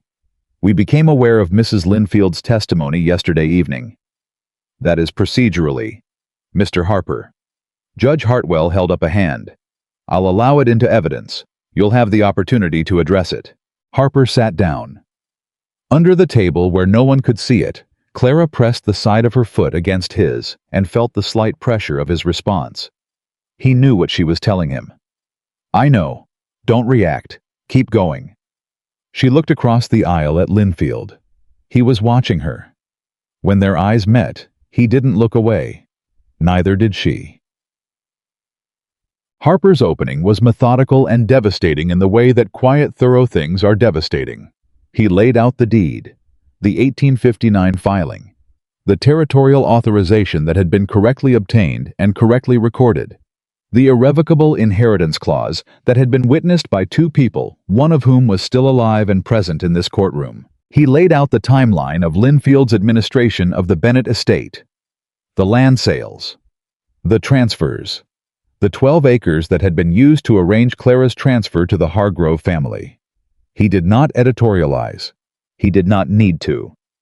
The numbers spoke the kind of language that a room full of ordinary people understands immediately. He laid out the financial relationship between Dr. Frome and Linfield Holdings, the loan, the date, the amount. He put it on the table in front of Judge Hartwell, and he let the judge look at it for as long as the judge needed to look at it. "Your Honor," Harper said, "the petition before you asks this court to declare a 27-year-old landowner legally incompetent to manage her own affairs on the basis of a medical affidavit authored by a physician whose practice is financially dependent on the petitioner and a character statement from the petitioner's wife. The plaintiff has no independent medical testimony, no witness testimony, and no documentation of any incident that would support a finding of instability." He paused. "What the record does show is a pattern of documentation that served consistently to obscure Miss Bennett's legal rights from her own awareness. We submit that this pattern was not accidental." Price objected. Hartwell overruled him. Then Harper said, "Your Honor, we'd like to call Miss Clara Bennett to testify." She had prepared for this. She had sat across from Harper for 4 days and answered every question he threw at her, and then answered the hard ones again, and she had learned the shape of what she needed to say and how to say it. She had done all of that preparation. None of it had prepared her for walking to the witness chair and sitting down and feeling the weight of the full room settle onto her shoulders. She kept her back straight. She folded her hands in her lap, not rigidly, not with the white-knuckled tension of someone forcing calm, but the way she'd learned to fold them when she needed to hold herself from the outside in. Harper led her through the early questions, easily her father, the estate, the circumstances after his death. She answered clearly in her own voice, without the clipped over-precision of someone reciting rehearsed lines. Then Price stood for cross-examination. "Miss Bennett," he said, "you've described feeling pressure after your father's death. Fear, grief, uncertainty." "Yes. And during that period you signed documents you acknowledged you didn't fully read or understand." "Yes. Would you say in retrospect that you were in a stable emotional state at that time?" She looked at him directly. "I was 24 years old and my father had just died. I would say I was grieving. That is not the same as instability." Something shifted in the room. She felt it. "But you acknowledge your judgment was impaired." "I acknowledge I trusted the wrong person," she said. "That is a different thing from impaired judgment. If trusting the wrong person were evidence of mental instability." "Mr. Price, I suspect a great number of people in this courtroom would be facing guardianship hearings." A sound from the gallery. Not quite laughter, something adjacent to it. Hartwell made no move to quiet it. Price pivoted. "The medical examination 2 years ago was not requested by me," she said. "I was taken to Dr. Frome's office without full information about why I was going. I was examined and given findings afterward, without being offered any opportunity to question them or seek a second opinion." She kept her voice even. "The examination concluded that I am unable to have children. That is a medical finding. It has nothing to do with my capacity to manage my own affairs, and the fact that it is being presented in this courtroom as evidence of instability tells you everything you need to know about the purpose for which it was intended." The room was very still. Price tried twice more. Both times Clara answered him the same way plainly, without defensiveness, without apology. She had stopped performing calm 3 days into Harper's preparation, when he had told her to stop trying to sound like she had nothing to hide, and start sounding like someone who had nothing to hide because it was true. The difference, it turned out, was everything. Margaret Perkins took the witness chair after Clara. She was 61 years old, and she had the bearing of a woman who had kept her own counsel through 4 decades of other people's business, and she confirmed the 1859 filing with the specificity of a person whose memory was not going to be shaken by a lawyer in a good suit. "The irrevocable clause," Price said, trying one more time. "You're certain it was intentional, not an error in the filing?" Margaret looked at him with an expression that had decades of patience in it. "Thomas Bennett went over that clause 3 times with the territorial clerk before he signed," she said. "He had me read it back to him, out loud, in the office. He said, 'I want to make sure there's no room for misunderstanding.' Does that sound like an error to you?" Price had no follow-up question. Aldridge Harper's senior partner, who had arrived from Denver the previous afternoon, introduced the financial records for Linfield Holdings last. He was brief and surgical about it, the land sales, the amounts, the dates against the timeline of the estate administration. When he sat down, Judge Hartwell was looking at the documents with an expression that had passed through consideration and arrived somewhere closer to conclusion. The recess was 40 minutes. 40 of the longest minutes Clara had ever sat through. She didn't leave the courtroom. She sat at the plaintiff's table with Harper and Aldridge on either side of her, and Caleb directly behind the bar. And no one said much because there wasn't much to say that the evidence hadn't already said. Linfield left the courtroom during the recess. She saw him through the window standing on the boardwalk with Price talking in the low, concentrated way of men reassessing a plan that had not gone the way they expected. She thought about what it had taken for him to be standing on that boardwalk instead of inside this room. She thought about her father sitting in a territorial clerk's office in 1859, going over a clause 3 times, having Margaret Aldis read it back to him out loud, saying, "I want to make sure there's no room for misunderstanding." He had known. He had known that the world was not reliably kind to women alone, and he had done what he could do in the way a careful and honest man could do it, and he had trusted it to hold. It had held. "Clara," Caleb said quietly behind her. She turned. Howe was leaning forward with his arms on the bar, close enough to keep his voice low. "Whatever Hartwell decides today," he said, "the deed is recorded and witnessed and it stands. That doesn't change." "I know," she said. "I just wanted you to know I know it too." She held his gaze for a moment. "You've been wanting to say that since the recess started." "I have," he admitted. Something loosened in her chest, just slightly, just enough. Judge Hartwell came back at 11:43 and settled at the bench with the deliberate movements of a man who had made up his mind and was choosing his words carefully. "This court has reviewed the petition filed by Mr. Horace Linfield and the evidence submitted by both parties," he said. "The petition asks this court to reinstate legal guardianship over Miss Clara Marie Bennett on the grounds of compromised judgment and inadequate care." He looked at the room over his glasses. "The court finds the medical affidavit submitted by the petitioner to be insufficiently independent given the documented financial relationship between Dr. Frome and Linfield Holdings. The court further finds that the character statement submitted by Mrs. Eleanor Linfield, as the wife of the petitioner, cannot be considered unbiased testimony." He set down the paper in his hand. "The court finds no credible evidence that Miss Bennett lacks the capacity to manage her own affairs." He looked at Price directly. "The petition for guardianship review is denied." Clara heard the room react, not loudly, not theatrically, just the collective exhale of a room full of people who had been holding their breath. She kept her hands flat on the table. She was not done. "Additionally," Hartwell continued, "the court notes with concern the financial arrangements documented by plaintiff's counsel as they relate to the administration of the Bennett estate. The court is referring this matter to the Territorial Attorney General's office for a full review of the estate transactions conducted by Mr. Linfield between 1875 and the present." He looked at Linfield's table. "Mr. Linfield, you are ordered to make available all documentation related to the Bennett estate administration within 30 days. The silver-haired lawyer was on his feet immediately.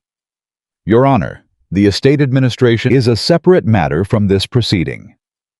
It became a matter for this court the moment it was introduced as context for this petition," Hartwell said. "Sit down, counselor." He sat down. In the gallery, someone began clapping. It was stopped quickly. This was still a courtroom, but the sound had happened, and it couldn't be taken back. Clara finally turned around. Caleb was standing. He wasn't clapping. He wasn't cheering. He was just standing looking at her with the expression she had learned to read over these weeks. The one that was more unguarded than he usually allowed, the one that had something in it that was larger than the careful friendship they had been constructing so deliberately. She held his gaze across the bar. "Thank you," she said, quietly. Not for the room. For him.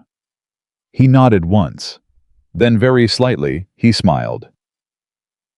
Outside the courthouse. The summer heat hit her like something physical, and she stood on the boardwalk in it, and breathed, and let Caleb and Harper and Aldridge move around her, while the world rearranged itself into a shape she hadn't known before today. She owned land. She had always owned it, but now she knew it, and now the court had said so in a room full of people. And Horace Linfield was standing 40 feet down the boardwalk, with his lawyers around him, looking like a man watching the architecture of something he'd built for years, starting to fail. He looked at her once. She didn't look away. He was the one who turned. Harper appeared at her elbow. "The AG referral is significant," he said. "It means they'll look at everything, every transfer, every sale, every document from the estate administration. If Linfield falsified the debt records your father left." "He did," she said. "If we can prove it," Harper said carefully. "There may be grounds to recover a portion of what was sold." He paused. "I can't promise anything. These cases take time." "I know," she said. "But it means there's a record now. It means what he did is going to be looked at by someone with authority." She looked down the boardwalk where Linfield had disappeared. "That's not nothing." "No," Harper said. "It's not nothing." Alcott appeared, then stepping out of the hotel across the street, with the careful timing of a man who had been watching the courthouse. He crossed toward them, and for a moment Clara thought he was going to make this worse, but he stopped in front of Caleb and said, "The survey results from your eastern boundary." He held out a folded paper. "My surveyor's findings conflict with the claim I filed. The creek corridor sits outside the territory I have legal standing to claim." Caleb looked at him. Alcott had the expression of a man reassessing risk in real time.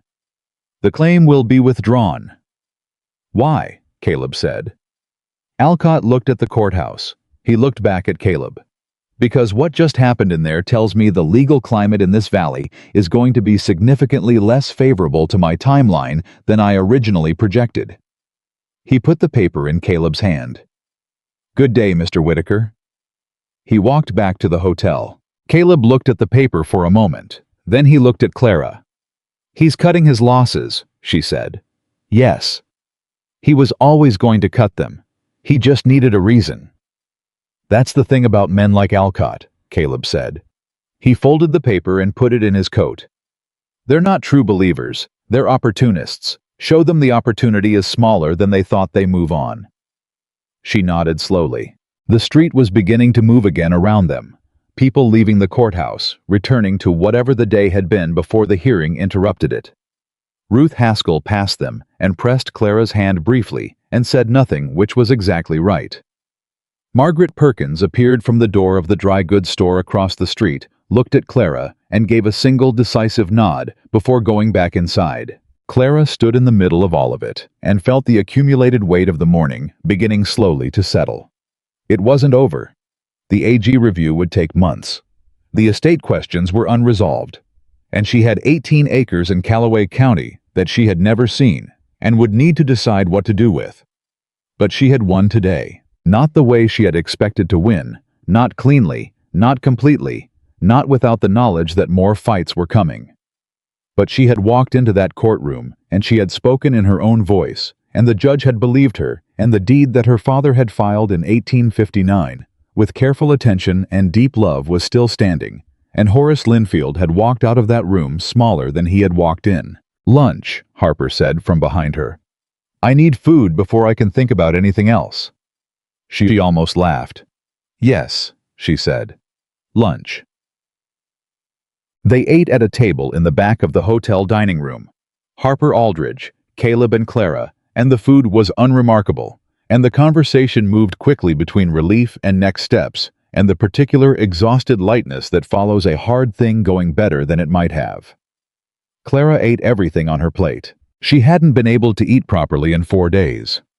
She noticed the absence of that tightness now, the way you notice the absence of a sound that has been constant long enough to become background suddenly all at once. "The AG review," Caleb said to Aldridge. "What's the realistic timeline?" 6 months minimum. Could be longer." Aldridge topped off his coffee. "They'll want to audit everything Linfield filed against the estate. If the debt documents were forged, the forensic accounting alone takes time." "But they'll look," Clara said. "They'll look," Aldridge confirmed. "That's what the referral guarantees. They're not allowed to ignore it now." Harper looked at Clara. "What will you do in the meantime, with the 18 acres? She had been thinking about this for days.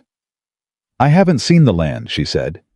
"I need to go there, walk it, understand what it is before I decide what to do with it." "It's about 60 miles from here," Caleb said. "Callaway County." "I know where it is." "I can take you," he said. The table was briefly quiet. "It's a 2-day ride," she said. "I know. You have a ranch to run. Jimmy Cruz came up last week," he said. "He can manage for a few days." He was looking at her steadily the way he always looked at things he had already decided. "You shouldn't go alone." She considered arguing. She had been arguing the same general argument with him for weeks, the one where she pointed out that something was her problem and not his, and he responded in various ways that all meant the same thing. "I know. I'm here anyway." She stopped considering it. "All right," she said. 2 days.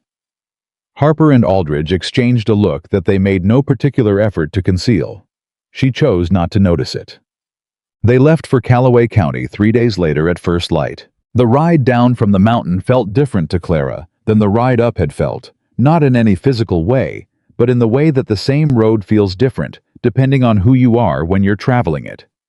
She had ridden up that mountain in the dark, with Caleb's wool blanket around her shoulders, and nothing in her mind except exhaustion and weariness, and the working assumption that whatever came next would probably also be painful. She rode back down it in the early morning light with a folded deed against her ribs, and the knowledge of what had happened in that courtroom 3 days ago, and the weariness was still there.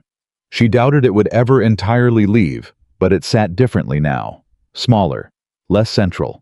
They were quiet for the first hour. That was ordinary between them. By now she had stopped finding his silences empty, and had started understanding them as something more like attention. He was a man who listened to what was around him, and the quieter he was, the harder he was paying attention. "Can I ask you something?" she said when the trail widened into the lower valley, and the mountain gave way to open country. "Yes. When you found me on that trail," she said, "if I had been less, if I had broken down entirely, if I had been someone who couldn't pull herself together, would the offer have been different?" He was quiet for a moment, thinking about it the way he thought about things honestly, without rushing to the answer she might have wanted. "No," he said. "The offer wouldn't have been different." "Why?" "Because broken-down people still deserve shelter," he said. "That's not contingent on how well they hold themselves together." She looked at the road ahead. "Most people don't think that way." "I know," he said. "I've noticed." She thought about that for a while. Then she said, "I wasn't broken down, but I was close. I want you to know I know the difference between what I actually was and the version of it I showed you." "I know you know," he said, "and I want you to know that I appreciate not the rescue. I don't need it to be a rescue. I appreciate being treated like someone whose situation was worth taking seriously." She paused. "That's different." He looked at her from under the brim of his hat. "Yes," he said, "it is." They rode on. The morning opened up around them as they moved south. The mountains still visible behind the flat valley spread ahead. The sky, the particular blue of high Colorado summer that seemed almost too vivid to be real. She had not felt the open country in 4 years. She had forgotten what it felt like to have space around her in all directions without walls containing it. She lifted her face to it.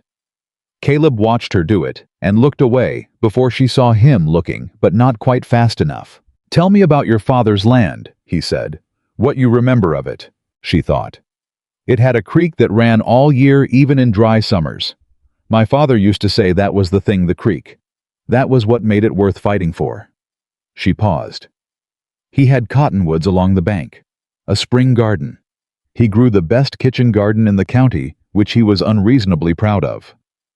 She felt something warm move through her chest at the memory. He wasn't a man who bragged about much, but his garden, he would tell anyone who'd listen. Sounds like a good man, Caleb said. He was, she said. He was a very good man who trusted the wrong person because he needed to trust someone. She looked at the road. I understand it better now than I did at 24. When you're sick and alone, you reach for the hand that's offered. He gave you what he could, Caleb said. He gave me everything he was able to make sure I kept, she said. The rest, she paused. The rest I'm going to have to rebuild myself. She said it without drama, just as a fact plainly spoken. Caleb let it sit for a moment, and then he said, You've already started. She looked at him. The garden, he said. The case, the courtroom. You've already started. She held his gaze for a long moment, longer than was strictly necessary, and felt the warm thing in her chest settle into something more permanent than a feeling, something that had the weight of fact to it, the solidity of ground. Yes, she said quietly. I suppose I have. They rode on into the opening summer morning, and the mountain fell behind them, and Callaway County was somewhere ahead, with 18 acres of creek-fed land that had her father's careful love written into its deed, and the road between here and there was long, but it was hers to ride. For the first time in 4 years, the road ahead felt like it was going somewhere she had chosen. The 18 acres were more than she had let herself hope for. She hadn't allowed herself to build a picture of it on the ride down. She had learned over 3 years in Horace Linfield's house that hoping for specific things and then not getting them was a particular kind of pain that was worth avoiding. So she had kept her expectations deliberately vague. Creek-fed land, her father had said. Good ground. She had held on to those words without adding anything to them. What she found when they arrived at the boundary marker on the second afternoon was land that had been neglected for 4 years but hadn't given up. The creek was still running lower than it probably ran in spring, but clear, persistent, doing what it had always done without anyone's permission or encouragement. The cottonwoods her father had planted along the bank had grown beyond what she remembered from his descriptions. The kitchen garden was gone to weeds and wildness, but the soil underneath, when she crouched and pressed her fingers into it, was dark and rich and alive. She stood up with dirt on her hands and looked at all of it for a long time, without saying anything. Caleb stood a few feet behind her and said nothing either, which was exactly right. He kept the creek, she said finally. Whatever else Horace sold, he kept the creek-fed acreage. Because it's the most valuable piece, Caleb said. I know why he kept it. She turned around. I'm saying my father knew too. I'm saying my father chose these 18 acres on purpose. Not just because they were the smallest and easiest to write into an irrevocable clause. Because they were the best part. He looked at her steadily. He picked what would give you the most to work with. Yes. She pressed her dirty fingers together. He did. She stood there in the late afternoon heat with Colorado summer pressing down on everything, and she felt something finish that had been unfinished for 4 years. Something that had been left mid-sentence when her father died, and had been waiting all this time for her to come far enough along to hear the rest of it. Whatever happens, I want my daughter to have ground under her feet. She had ground under her feet. She had had it all along. They camped that night near the creek, close enough to hear the water. She had insisted on making a fire herself, not because Caleb couldn't, but because it was her land, and she wanted to be the one to light the first fire on it. He accepted this without argument, which she was coming to understand was one of his defining qualities, the ability to recognize when something mattered to someone and to step back from it without making them explain. The fire caught on the 3rd try. She sat back on her heels and looked at it. My father taught me to build a fire, she said. He said every person should know how to make warmth out of nothing. Smart man, Caleb said. He had his moments. She pulled her knees up and wrapped her arms around them. He also told me that the most important thing a person could learn was how to recognize the difference between someone who wanted to help them and someone who wanted to own them. The fire crackled. I didn't learn that lesson until very recently, she said. Most people don't learn it until it costs them something, Caleb said. What did it cost you? He considered the fire for a long moment. 4 years and most of what I'd saved. And, he stopped. And a woman I thought I would marry, he said. She left while I was in the middle of the legal fight. Said she hadn't signed on for that kind of uncertainty. He kept his voice even. At the time I thought it was the worst thing that had happened to me. Later I understood it was the clearest information I'd ever been given about who she actually was. Clara looked at him. Is that why you went to the mountain? Partly. He poked at the fire with a stick. Partly I just needed to be somewhere that nobody wanted anything from me for a while. And then I showed up, she said. The corner of his mouth moved. And then you showed up. Wanting something from you. Wanting nothing, he said. That was what was different. You wanted nothing from me. You barely wanted the water from my canteen. He looked at her across the fire. That was unusual. She held his gaze. The fire between them was small and steady, and the creek was running somewhere close, and the Colorado night had settled around them with all its stars. I'm going to want things eventually, she said. I want things now. I want to rebuild this land. I want the AG review to hold Linfield accountable. I want... She stopped. What? He said. She looked at him for a long moment. I want to stop being afraid of wanting things, she said. He set the stick down. He looked at her with the unguarded expression that had been appearing more often lately, the one that had something in it that was larger than either of them had named, yet that had been building quietly under the surface of every shared morning and every evening conversation and every moment of working beside each other in the kind of steady proximity that either means nothing or means everything. Clara, he said. I know, she said. I'm not... She stopped and started again. I know this is complicated. It doesn't have to be complicated, he said. She looked at him. It can be simple, he said, if we let it be. The fire between them burned on. I've never been good at simple, she said. Neither have I, he said. I'm willing to learn if you are. She held his gaze across the fire for a long moment, long enough that the creek and the stars and the summer dark all settled into background, and there was just him looking at her like she was something he had found that he hadn't known he was looking for. Ask me again, she said. When we're back on the mountain, when the legal business is further along, and I'm not standing on land, I just got back and feeling 17 different things at once. All right, he said, not because the answer is no. I know, he said, because I want the answer to mean something when I give it. I want it to come from a place that isn't... She searched for the word. That isn't relief, or gratitude, or fear of being alone. Clara.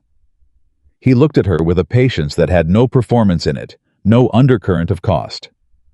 I have waited 6 years to want something again. I can wait a little longer to want it right. The fire crackled. She exhaled. Thank you, she said. Yes, ma'am, he said, and the gentle formality of it made her smile in spite of herself, and he saw the smile, and something in his face went warm and unguarded and quiet, and they sat by the fire on her father's land, and let the night do what Colorado nights do in summer, settle into something that felt against all reasonable expectation, like peace. They rode back to the mountain the following morning. 2 days back. The same road in reverse. But the going felt lighter in a way that had nothing to do with terrain. The first day's ride was easy and mostly quiet. She had things turning over in her mind, the land, what to do with it, the AG review timeline, the practical realities of her situation. And Caleb seemed to understand that she needed the space for it, because he rode alongside her without demanding conversation and offered it freely when she wanted it. They stopped for water at midday, and she said, I'm going to need to go to Callaway County again, properly. Stay for a week or more, assess what needs to be done. I know, he said. I might need to hire someone, a hand to help clear the land and repair the fence line. Jimmy Cruz knows most of the able-bodied men in this part of the territory, he said. I'll ask him. She looked at him sideways. You're already thinking about this. I've been thinking about it since we arrived yesterday, he said without apology. She shook her head slowly. Not in exasperation, in something that was closer to wonder. You plan ahead, she said. I'm a rancher, he said. Planning ahead is the only thing standing between you and disaster most of the time. Do you plan for people the way you plan for cattle? He thought about it. No, he said. People you can't plan for. You can only be ready. Ready for what? Whatever they need, he said simply. She looked at the road ahead. The mountains were back in view now, blue-gray in the midday distance, and the sight of them did something in her chest that surprised her. Something that felt like coming home. She had been on that mountain for less than 2 months. She did not have a home on that mountain. She had a cot in a small room and an ongoing arrangement with a man who had offered her shelter without conditions. And yet... Caleb, she said. After we sort out the Callaway land and the review and all of it. She paused.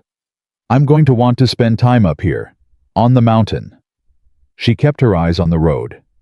If there's still a place for me. There's a place for you, he said. No hesitation. You don't know what I'm asking yet. Yes, I do, he said. She looked at him. You're asking if the mountain is still available to you, regardless of what you decide about everything else, he said. Regardless of the land, the review, what happens next.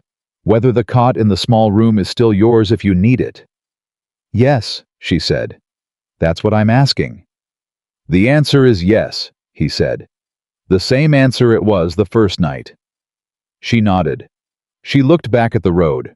Her chest was doing something complicated that she was choosing to leave alone for now. Good, she said. Then I know where I'm going. The second twist arrived on the last day of the ride back, and it arrived in the form of a rider coming down from the mountain at a speed that immediately communicated urgency. It was Jimmy Cruz. She had met him briefly in the week before the hearing, a lean, weathered man in his 50s with a quiet manner and 30 years of working knowledge of these mountains. He was not a man who pushed a horse hard unless there was a reason. He pulled up, and the reason was on his face before he said a word. What happened? Caleb said. Man came up yesterday evening, Jimmy said. He was breathing hard. 2 men, actually. Didn't give names. Said they were from the land company. He looked at Caleb. They went to the east fence line, where the boundary markers are. Caleb went very still. Did they move markers? I don't know. I found one of them near the creek on your property past your line, not on the disputed corridor. He said he was surveying. I told him to get off and he went, but... Jimmy's expression settled into something serious. I rode the boundary this morning. 3 markers on the east side are different. Different how? New stakes. Someone pulled the old ones and put new ones in. 2 feet further west on each. 2 feet. On 3 markers. That was enough to shift the boundary just enough to put the creek corridor inside the disputed territory. Clara looked at Caleb. Alcott withdrew the claim, she said. He withdrew the filed claim, Caleb said. His voice was controlled, flat. He didn't withdraw the intention. He sent men to alter the physical markers, she said. So when he refiles, the new survey will show the corridor inside his territory. Caleb was already thinking through it. And the physical markers will support the new survey. Can you prove the old ones were moved? If I documented the original positions, he said. He looked at Jimmy. The survey Harper arranged last week, did the surveyor file a report? I don't know, Jimmy said. He took measurements. He had a notebook. Harper has a copy of the survey, Clara said. She was already there ahead of him. It's dated before Alcott's men came. If the new markers conflict with the survey on record. Then someone altered them after the survey was completed, Caleb said. Which is tampering with boundary markers, which is a criminal matter, not just a civil one. Jimmy looked between them. So what do I do about the markers? Don't touch them, Clara said immediately. Don't move them back. Document where they are right now, write down the positions, get a witness to stand there with you while you do it. She looked at Caleb. "We need Harper up here as fast as possible with the survey copy." "I'll wire him from Ridgeline today," Caleb said. He turned back to Jimmy. "Don't let anyone on that east boundary until I'm back." "Understood," Jimmy said. He turned his horse. Clara looked at Caleb. He was already turning the roan, ready to head directly to Ridgeline before they'd even reached the ranch. "Go," she said. "I'll ride up to the ranch and brief Jimmy on everything. I know enough of the boundary details now to help him document." He looked at her. "You sure?" "I spent a week on this boundary with a surveyor," she said. "I know where every marker is supposed to be. Go." He held her gaze for 1 second, the kind of second that contained something larger than its length, and then he turned and rode hard for Ridgeline. She watched him go for half a heartbeat, and then she urged her horse up the trail towards the mountain, because there was work to be done, and she was not someone who waited for someone else to do it. By the time Caleb returned that evening with Harper's wire confirmation and a written copy of the survey, Clara and Jimmy had documented every marker on the east boundary with positions descriptions and 2 separate witnesses. Jimmy and a neighboring rancher named Cole Drennan, who had been working his fence line half a mile north and had come over when Jimmy explained what was needed. Cole Drennan had also, as it turned out, seen the 2 men from the land company on his way to his own fence that morning. "Saw them riding in from the south," he said. "Had saddlebags and equipment. Figured they were surveyors. Didn't think much of it until Jimmy came and explained." He looked at Caleb. "I can testify to seeing them in the area." "That's 3 witnesses now," Clara said to Caleb. "Yours Jimmy's documentation and Cole's visual identification. And the dated survey on file with Harper," Caleb said. He looked at Cole. "I appreciate it." "It's my boundary too," Cole said simply. "Man pushes yours and he's coming for mine next." He picked up his hat. "You know where to find me." Harper arrived the following morning with the urgency of a man who had ridden through the night, and he spent 4 hours on the east boundary with the survey document and a measuring tape, and Jimmy Cruz walking him point to point. When he came back to the cabin, he sat down at the kitchen table with the expression of a man who had found exactly what he was looking for and was not entirely happy about what it meant. "The markers were moved," he said. "An average of 22 inches west on each of the 3 eastern stakes. The deviation is consistent. It's not random, it's deliberate. Someone knew exactly what they needed to shift and by how much." "To put the creek corridor inside the survey boundary," Clara said. "Yes." He set down his measuring notes. "This is criminal tampering.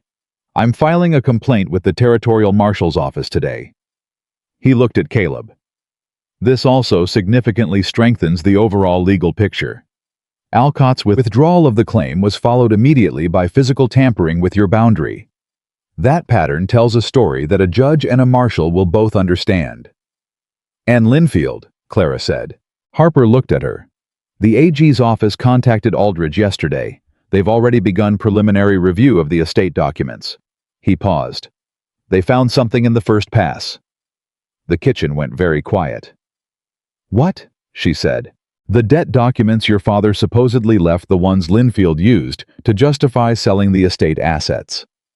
Harper kept his voice careful, measured. "The notary seal on 2 of the key documents is from a notary who died 8 months before your father." He looked at her directly. "The documents are dated after the notary's death." She heard it. She let it land fully before she said anything. "They were forged," she said. "The seal alone doesn't prove forgery. It could be argued as an error. But combined with the financial irregularities Aldridge's team has already flagged." Harper stopped. "Clara, what Linfield did to your father's estate was not negligent mismanagement. It was deliberate fraud. The AG's office now has enough to open a formal criminal investigation." The table between them held the weight of that for a long moment. 4 years. 4 years of being told the debt was real. The losses were real, that she had nothing and was owed nothing, and should be grateful for the shelter she'd been given in exchange for 3 years of quiet, invisible service. 4 years of Horace Linfield, sleeping soundly in the knowledge that the woman who should have inherited 320 acres of creek-fed Colorado land had been reduced to signing documents she didn't read, and thanking him for the privilege of existing at his margin. He'll deny it, she said. Her voice was steady. She was past the part where she needed to break down about this. She had already done that on a mountainside at 3 in the morning 6 weeks ago, silently without witnesses. He'll deny it, Harper agreed. But he'll deny it in front of a territorial criminal investigator, not just a civil court. Will he go to prison? Harper considered the question honestly. I don't know. That depends on what the investigation finds, who else is implicated, how the case is built. I won't tell you it's certain. He paused. What I can tell you is that his ability to operate the way he has operated quietly, behind documents that no one looked at too carefully, that's over. He's been seen now, in public on record by a court, and now by the AG's office. She nodded slowly. That's enough, she said. Not everything I wanted, but enough. Caleb was looking at her from across the table, with the expression she had come to know best. The steady, unhurried attention of a man who was watching something that mattered very much to him, and was choosing not to put words on it yet. How are you? He said. It was a simple question. Simple questions where she had found the ones that cut the deepest. I don't know yet, she said honestly. Ask me tomorrow. Tomorrow came, and then the day after that, and then the weeks began to accumulate the way they do when life finds its rhythm again. The territorial marshal's investigation of the boundary tampering moved quickly. The evidence was clean, and the witnesses were credible, and within 3 weeks, 2 employees of the Ridgeline Valley Land Company were formally charged with criminal tampering. Alcott himself was named in the complaint as the directing party. He hired the most expensive lawyers in Denver, which was his right, and also in the view of most people who had been watching a fairly decisive admission of guilt. Warren Alcott left Ridgeline by the end of August. He did not say goodbye to anyone, which was consistent with how he had operated from the beginning. The AG's criminal investigation into Horace Linfield's administration of the Bennett estate became the kind of legal proceeding that took months and generated paperwork that Harper described with professional understatement as substantial. Linfield hired lawyers. He issued statements through Price about the integrity of his business practices. He did not visit Ridgeline again, but he was being looked at now, carefully, by people with authority. The woman on the mountain waited, and she worked, and she did not let the waiting make her small. She went back to Callaway County in September with Jimmy Cruz and 2 hired men that Jimmy vouched for, and they spent 2 weeks clearing the land and repairing the fence line and assessing what the 18 acres needed. The creek ran right through the heart of it, the way her father had always said. The cottonwoods were magnificent. She planned a kitchen garden for spring. She drew it out at Caleb's kitchen table one evening on a piece of paper, with the particular detail of someone who had been thinking about it for a long time. You're going to grow more than you can eat, Caleb said, looking over her shoulder at the plan. I know, she said. I'll sell the surplus in Ridgeline. He was quiet for a moment. That's a 60-mile round trip, he said. I know. You'd need to make it regularly through the growing season. I know. She kept drawing. The Callaway County land and this mountain aren't that far if you know the trails. He understood what she was saying. She could feel him understanding it the way she had learned to feel most things about him, through the quality of the silence rather than the words. Clara, he said. She set down her pencil. She turned around in the chair and looked up at him.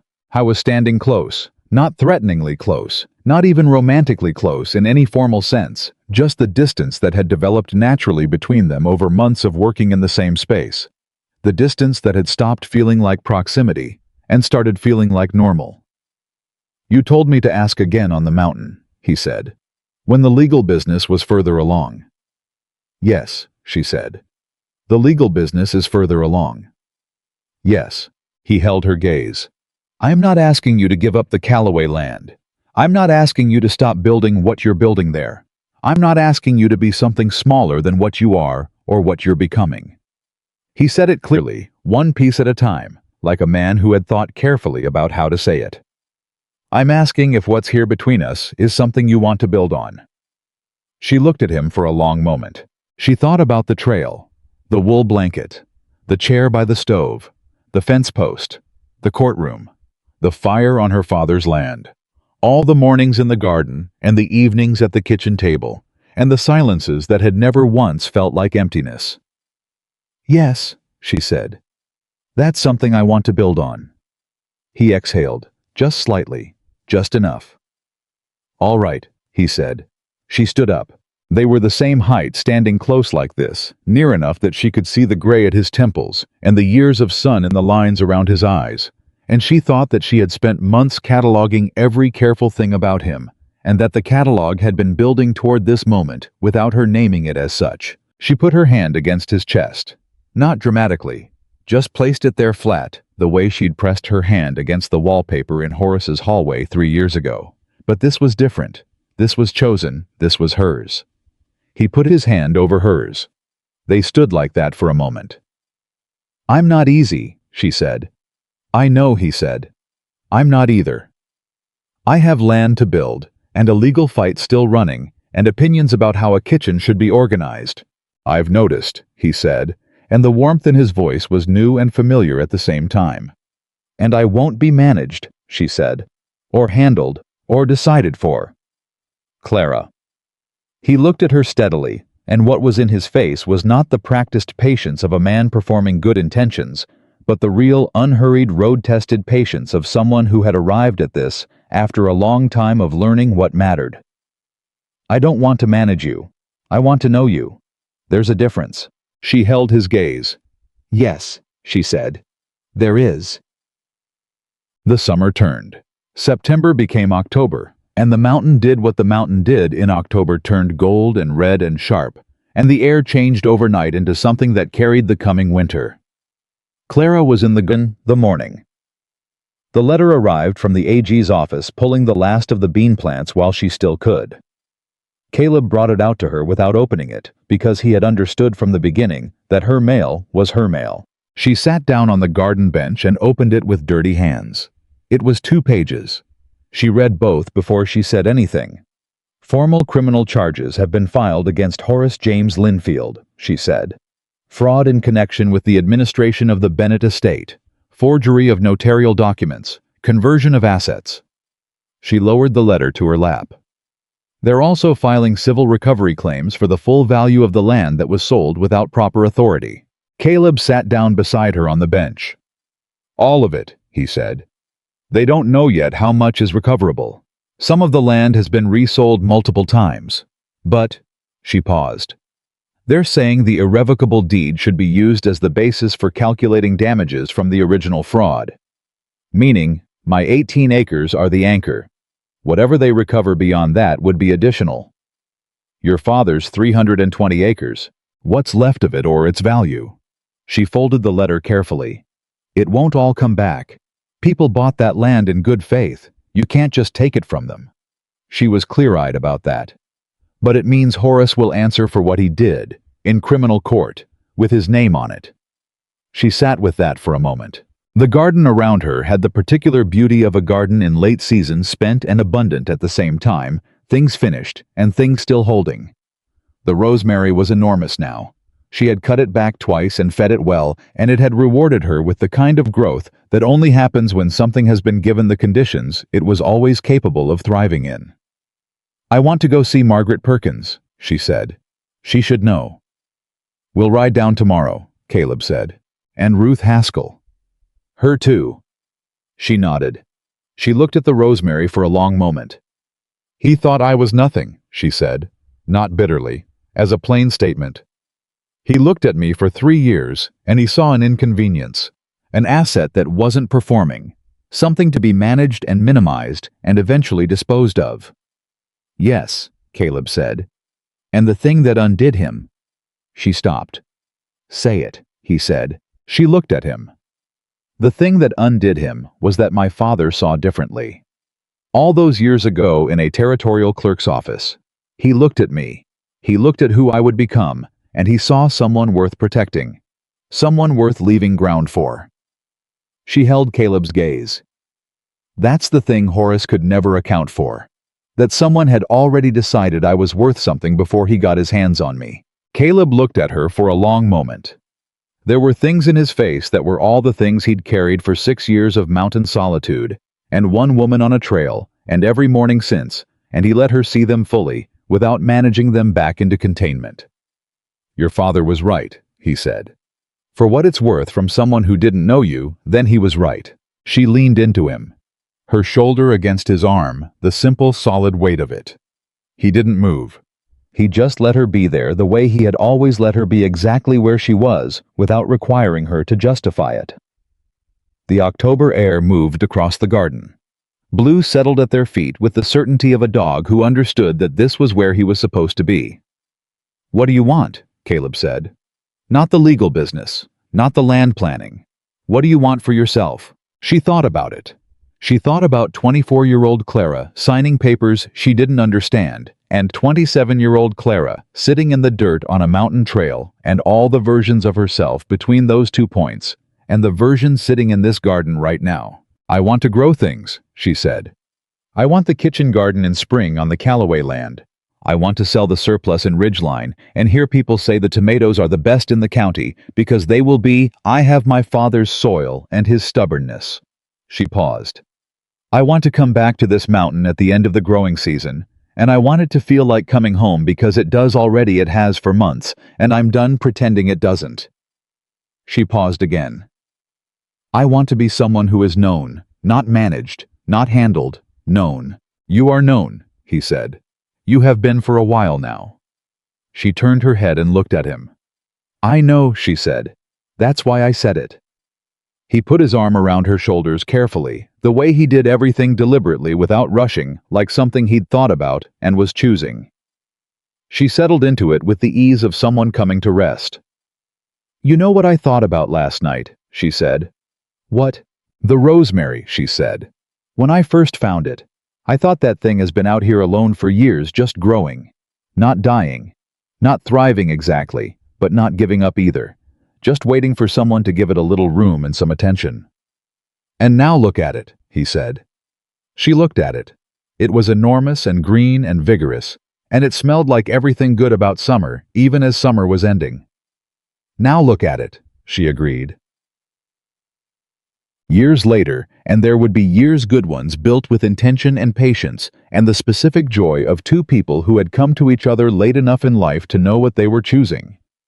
Travelers passing through the Ridgeline Valley would hear stories about the Bennett Whitaker operation. Some heard about the woman who had arrived on a mountain trail with nothing but a carpetbag and the knowledge of what she was worth, and who had built 2 thriving properties and fought a land fraud case that became a reference point in territorial law for decades. Some heard about the rancher who had lived alone on a mountain for 6 years because he had decided that the loneliness was safer than the risk, until a July afternoon when a broken axle and a woman sitting in the dirt changed what he thought was possible. Some heard about the garden, the kitchen garden on the Callaway land that produced in its 3rd year the best tomatoes anyone in the county had ever tasted, and that grew season by season into something that supplied half the restaurants in Ridgeline and gave Clara Bennett Whitaker a reputation that had nothing to do with what anyone had once said about her, and everything to do with what she had built with her own hands in her own soil. Some heard about Horace Linfield, who was convicted of estate fraud and forgery in the spring of 1880 and spent 3 years in the territorial prison before his lawyers negotiated a reduced sentence. He never recovered the stand he had lost. He died in 1891 in a rented room in Denver, unremarkable and unremembered, which was less than he deserved, and more justice than Clara had once believed she'd see. But what the people who had actually known her best would say, Ruth Haskell, who told the story at her retirement from the county records office, and Margaret Perkins, who told it to her grandchildren, and Jimmy Cruz, who told it to anyone who would listen in the particular proud way of a man who had witnessed something good. What they would say was this: the thing that mattered wasn't the court case, wasn't the land recovery, wasn't even the conviction. The thing that mattered was the day Clara Bennett came into that Ridgeline courtroom and stood in front of a judge and a room full of people who had watched her be called barren and broken and a liability, and she told the truth in her own voice, and she did not apologize for the space she occupied. That was the day everything changed. Not because the world suddenly became fair. It didn't. It never does, entirely not for anyone. But because she stopped waiting for the world to grant her her own worth, and she stood up and claimed it herself. and Caleb Whitaker stood in the first row of the gallery and watched it happen and understood with the clarity of a man who had been learning to see clearly for a very long time that he was witnessing something he would carry for the rest of his life. On a cold October morning, years after all of it, Clara stood in the Callaway garden with her hands in the dirt and her boots planted on ground that had always been hers, and Caleb came out from the cabin behind her with 2 cups of coffee and set one on the fence post beside her and stood there while the morning opened up around them. "You know what changed everything," he said. She stood up. She took the coffee. She looked at the creek running through the cottonwoods the way it had always run, steady and clear and answerable to no one. "I do," she said. "What?" She turned and looked at him, at this man who had sat in a chair by the stove so she could sleep safe, who had stood beside her in courtrooms and on boundary lines and on her father's land, who had asked the right questions and kept the right silences, and never once asked her to be smaller than she was. "I stopped believing I was what they said I was," she said, "and I started believing what my father knew." He looked at her. "Which was," he said, though she could see in his face that he already knew. "That I was worth the ground under my feet," she said. "That I always was. They just didn't want me to find out." The morning settled around them gold, and unhurried, the creek running on the cottonwoods, holding their ground, the garden ready for winter, and already dreaming of spring. She was home. She had been home for a long time.